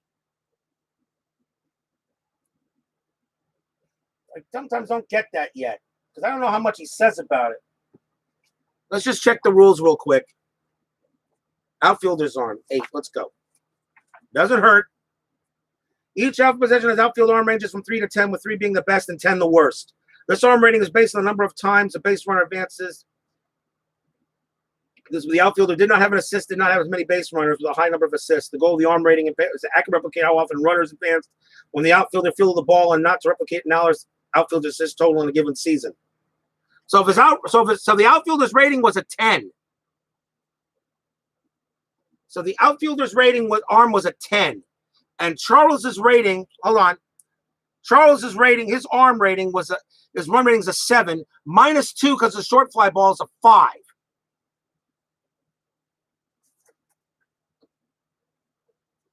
I'll check coach's choice. Hold on.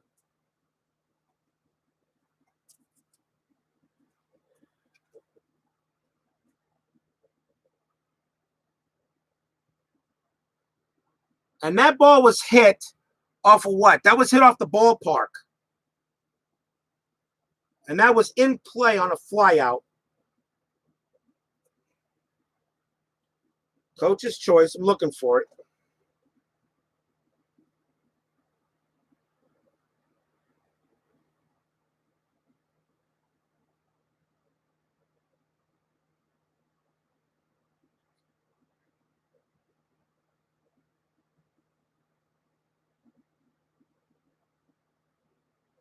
Ugh.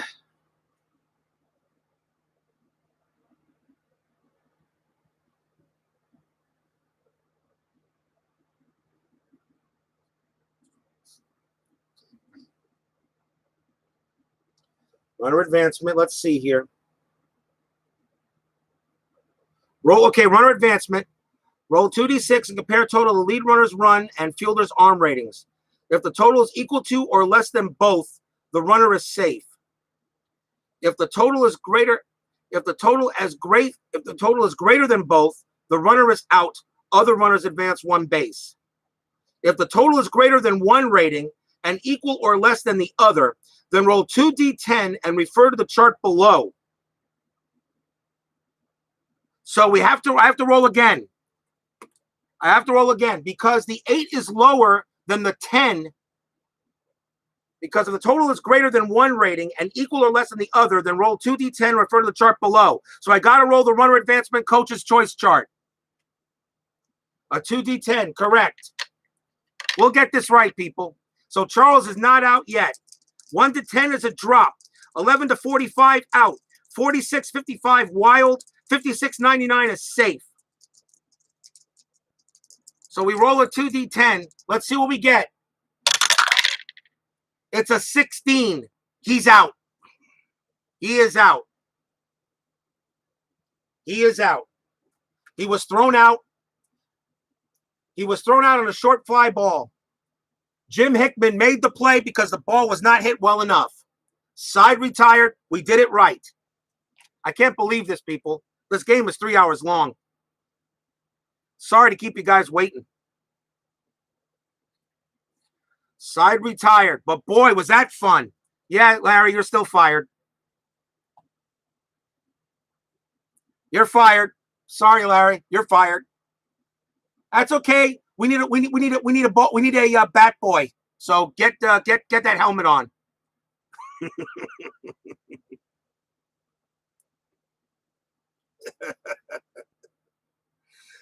We're going to the top of the 17th inning, people. As the run is taken off, so it's still 7-7, and the Mets got to bring in a new pitcher.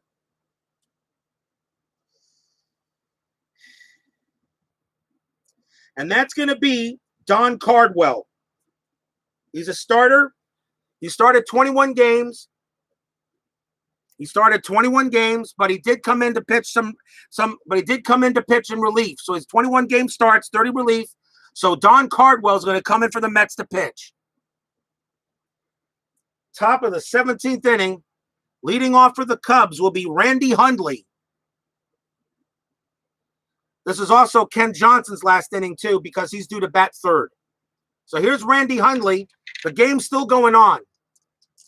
7-7. I thought we had it, people, but nope, we didn't. Top of the 17th. Here's the pitch by Don Cardwell. This is tough. It's an 82, and that's a ground ball to shortstop. The play will be made by Harrelson. Throws to first, 1 out. And that will bring in Oscar Gamble. Thanks, cards and dice. Still firing Larry Harris. Oscar Gamble, the batter. 1 out, though. Cardwell is the pitcher. They're now going into their starters. And since I'm not playing a replay, in my opinion, a full replay of the season, I don't give a damn. I'll use everybody. All hands on deck. Here's the pitch from Cardwell. It's a 6. It's a tough. It's a 64. That's a fly ball deep to center field. But Tommy Agee will be there to make the play. 2 outs. And now we'll see a pinch hitter for Ken Johnson as he comes out.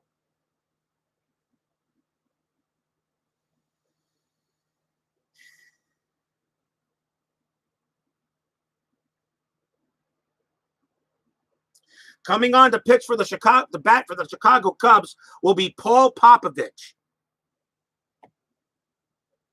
Paul Popovich will bat. Bats pretty good against the righties. Bats .330 with 2 outs. Popovich will bat for the Cubs here in the top of the 17th inning with 2 outs.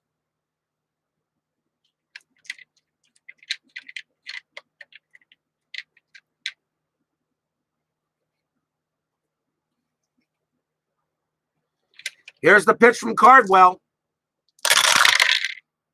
And this is a 7. This is in play. It's a 59. And that's going to be a ground ball right to second base. The play is made by Boswell. Throws to first. Side retired. A 1-2-3 inning for Don Cardwell.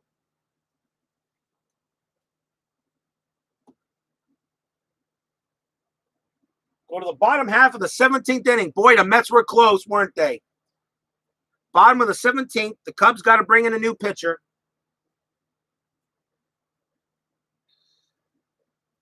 I want to bring in somebody I think they would bring in.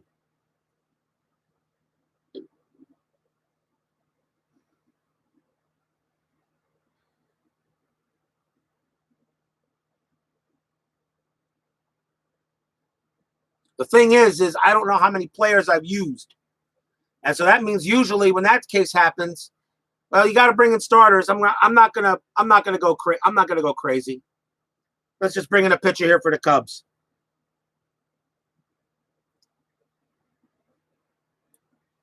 It's going to be Joe Niekro. Niekro's going to come on and pitch. He's a short reliever. So Joe Niekro will come on and pitch for the Cubs. He started 3 games, but there's one game where he came in with pitched 19 innings. No wins, a loss, 3.72 ERA. Yeah, call Bob Uecker. Trust me, Uecker's already I know that, but I know about the position players. We're not going to do that if we have to. If I have to use everybody, we use everybody. Joe Niekro will come on and pitch for the Cubs here in the bottom half of the 17th inning. And the batter for the Mets is Art Shamsky. And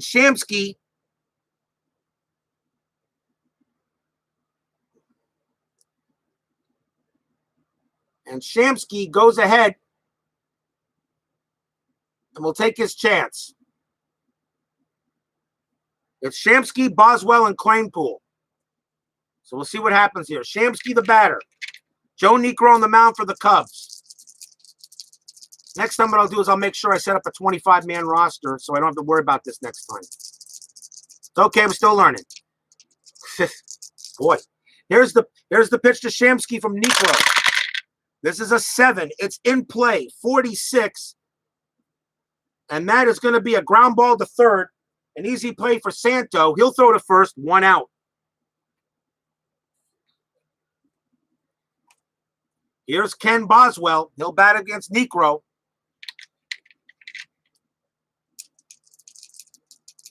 Mets fans here they can't believe this. They thought they had the game won, but they thought they had it won. But nope, the umpire overruled them. Rules must be followed. Here's the pitch to Boswell. It's 11. It's a defense. It's an 89. I think that's going to be an out no matter who it is. So I'll just call it to see how it goes. It's a range on the left field. And that is a ball hit to Billy Williams. And his range is a D, but that doesn't matter. And the 89, don't even have to roll. That's a left fielder will make the catch, 2 outs. 2 men down now for Ed Cranepool. Joe Niekro trying to get the job done. Here's the pitch. It's a 4. It's in play, and it's a 99. And that's a fly ball all the way to left, all the way to right field. And an easy play for Hickman. 1-2-3 inning, side retired.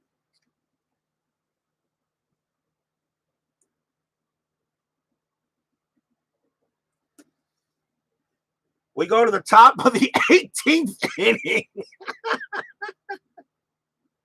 We go to the top of the 18th inning. Unbelievable. Retired in 79. I might be 79 years old by the time I get this game over there at C&D.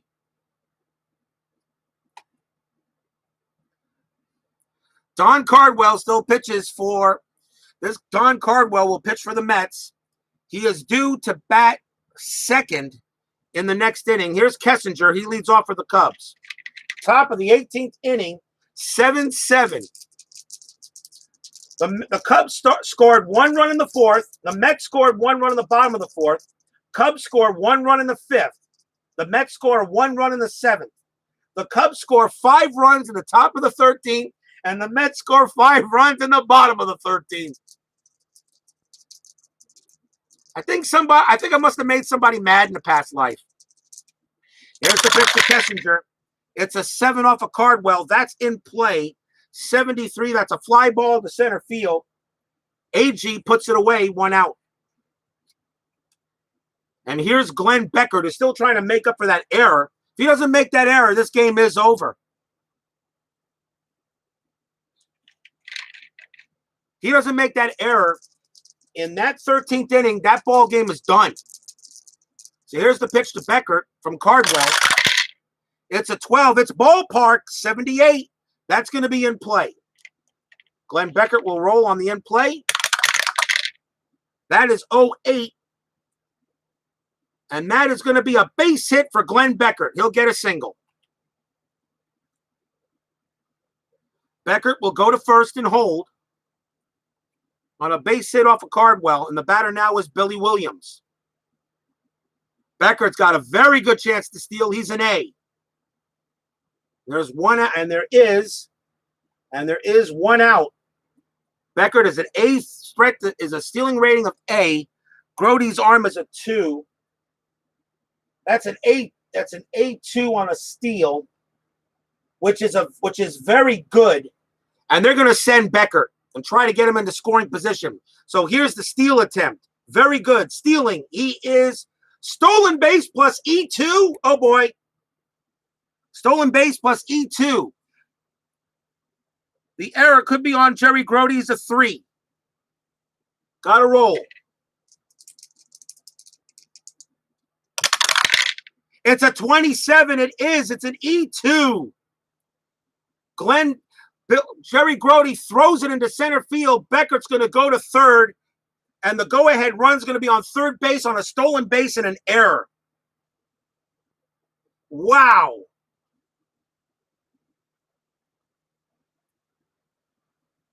Runner safe with stolen base, roll 1d6.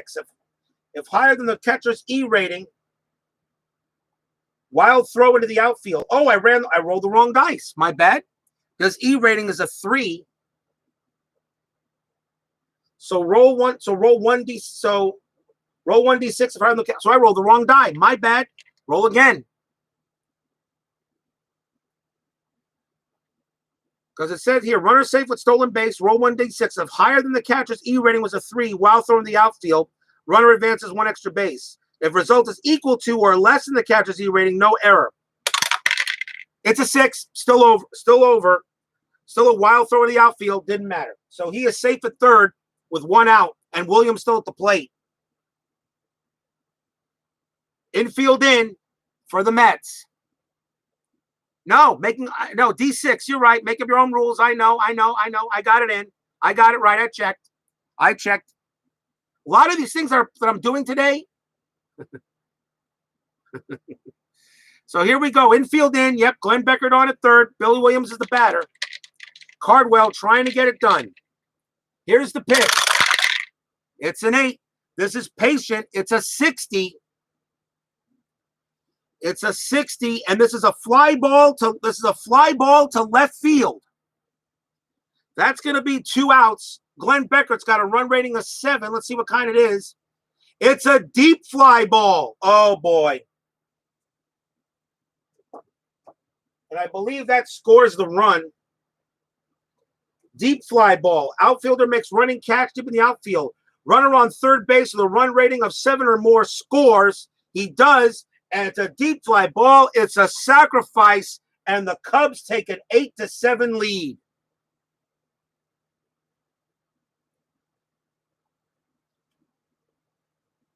Beckert will score, and I did get that right. It was deep fly off the card. And it says outfielder makes running catch, runner on third base with a run rating of 7 or more scores, and he does. He has a 7 rating. There's no runner on second. The run scores. 8-7 Cubs, and now the batter is Santo with 2 outs.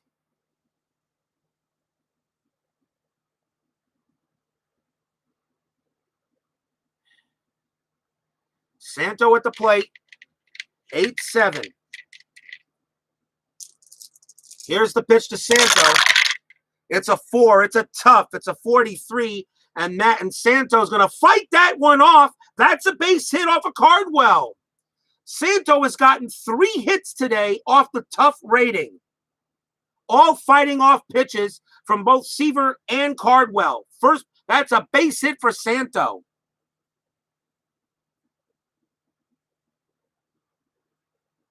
Santo goes to first, and he'll hold with 2 outs. The batter now is Willie Smith.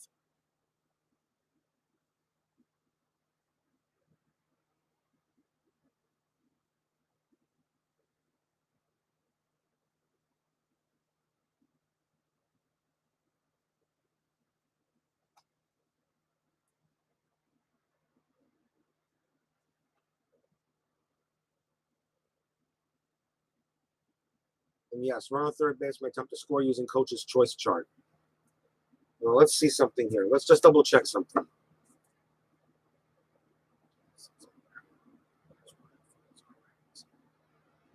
Although Cards and Dice did mention that, because you can send the run off a patient. That was off a patient, I believe. But I'm just check something here real quick. That was a fly ball to what? Right field? Anyway. So the right fielder was Shamsky. Shamsky had an arm rating of 8. And his run rating was a 7. So he would have rolled on a 7. He would have scored on a 7. On a 7.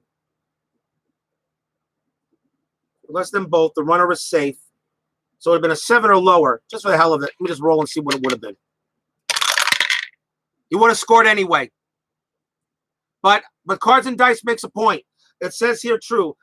Fly out. Runner on third base on a patient. Runner on third base may attempt to score using coach's choice chart. If no run on third base, okay, so it was on third. Then runner advancement. Roll 2d6 to compare total to lead runner's run and fielder's arm ratings. Shamsky's arm rating in right field is an 8. And Glenn Beckert's run rating is a 7. If the total is equal to or less than both, the runner is safe, and it was. So he scores anyway, even though I think both guys are right. I just flipped the card to see what kind of roll it was. So he would have scored anyway, either way. So it's 8-7 Cubs. Willie Smith at the plate. Ron Santo on at first. So I rolled the dice anyway. It came up as 7.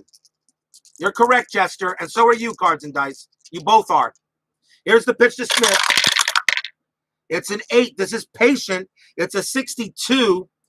And Willie Smith just misses a base hit. That's going to be a fly ball to center field. And the play will be made by AG, and the side is retired. The Cubs get a huge run in the top of the 18th inning. Cubs 8, Mets 7. We still got the bottom of the 18th to go. In a game that's lasted 3 hours and 13 minutes streamed. Joe Niekro is going to stay on the mound to try to close this game out. Or, let's see.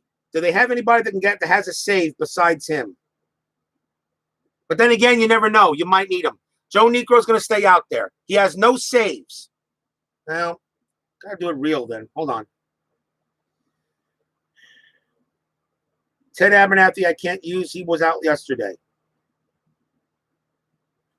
Nope, it's got to be Niekro. I got nobody else. Joe Niekro will have to stay out there. He will bat. He will pitch. Leading off for the Mets is Jerry Grody. Jerry Grody leads off. Bottom half of the 18th inning. Cubs 8, Mets 7. In an absolutely crazy game. And I'm going to go ahead and shuffle cards.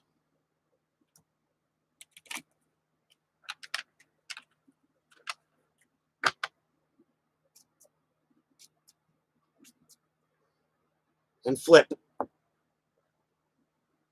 Jerry Grody, the batter.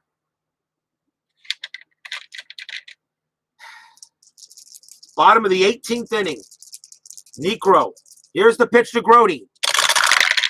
It's a 2. It's in the wheelhouse.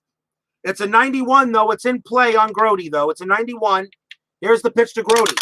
Here's the play. It's a 43 in play, but that's a ground ball to first base. It'll be Smith who takes it, 1 out.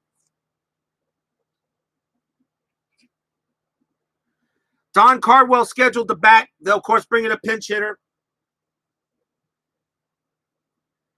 And they're going to bring in this kind of game, they're going to bring in Rod Gasper. Rod Gaspar will come on and bat.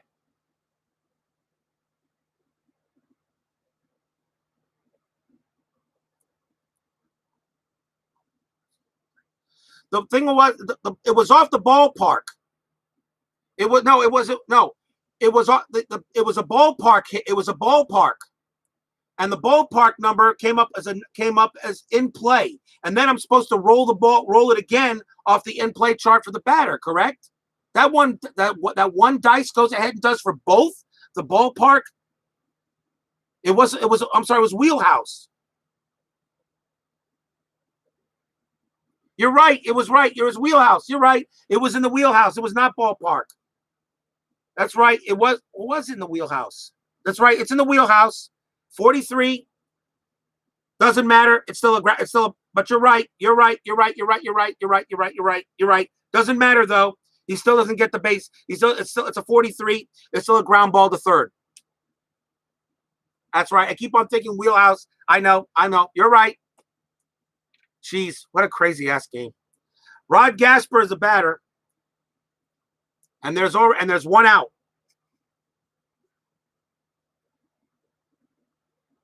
So Rod Gasper will pinch hit for Cardwell. 1 out here in the bottom of the 18th inning.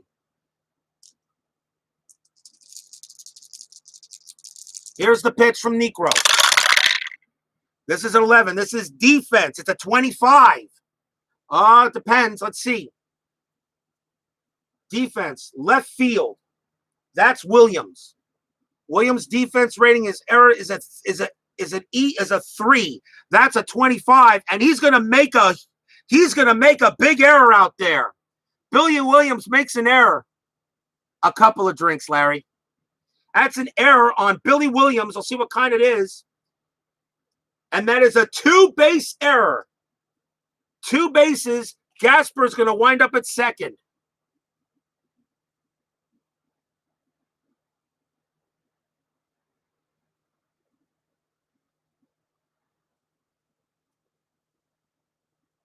Winds up at second on a 2-base error, and he will go to second base.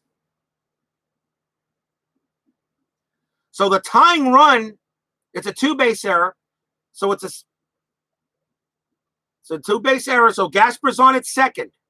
A 1-base error he would be on first. The 2-base error puts him there.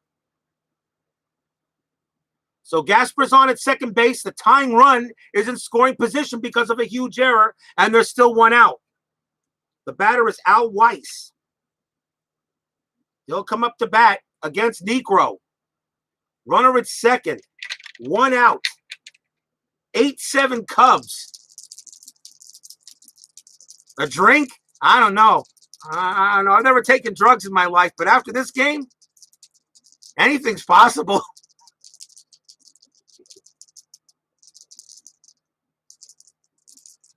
I know, but Weiss is my only shortstop I got left. So he's got to stay in there. Gasper on at second base. Runner at second, 1 out. Here's the pitch to Weiss from Necro. It's an 8. It's tough. It's 0-1, and it's strikeout. 2 down. 2 outs. Last chance for the Mets. Tommy Agee. Gasper on at second. Agee at the plate. Necro on the mound for the Cubs. What will the dice do?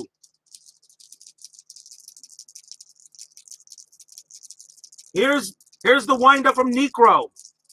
Here's the pitch. It's an 8. It's a tough. It's 33. Struck him out. Ball game. Joe Necro gets the strikeout, and this marathon is over. 8 runs. I don't fucking know how many hits. Sorry for the French. I don't know how many damn hits. Whatever. 18 innings. Cubs win it 8-7. The winning pitcher is Joe Niekro. Don Cardwell gets the loss. And that's it. 3 hours and 20 minutes. If anybody actually watches this recording, you know what? I'll probably I'll send that man a cigar or something.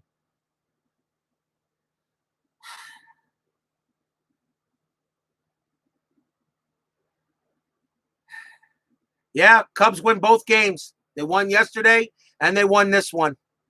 So what I'm going to do, I'll stream on the weekends, but games like this, I'll probably record and send out. But games on the weekdays, I'll record and send, and I'll upload. It's easier for me to do it. But I'll stream on the weekends. Yeah, what a game. What a game. Mets lost both. I know, right? I know. At least this game, I can't believe how this went. I can't believe how this won yet. And the Black Cat is now the curse of the Mets for 1969. What did you... Sports Time Machine. Are you kidding me?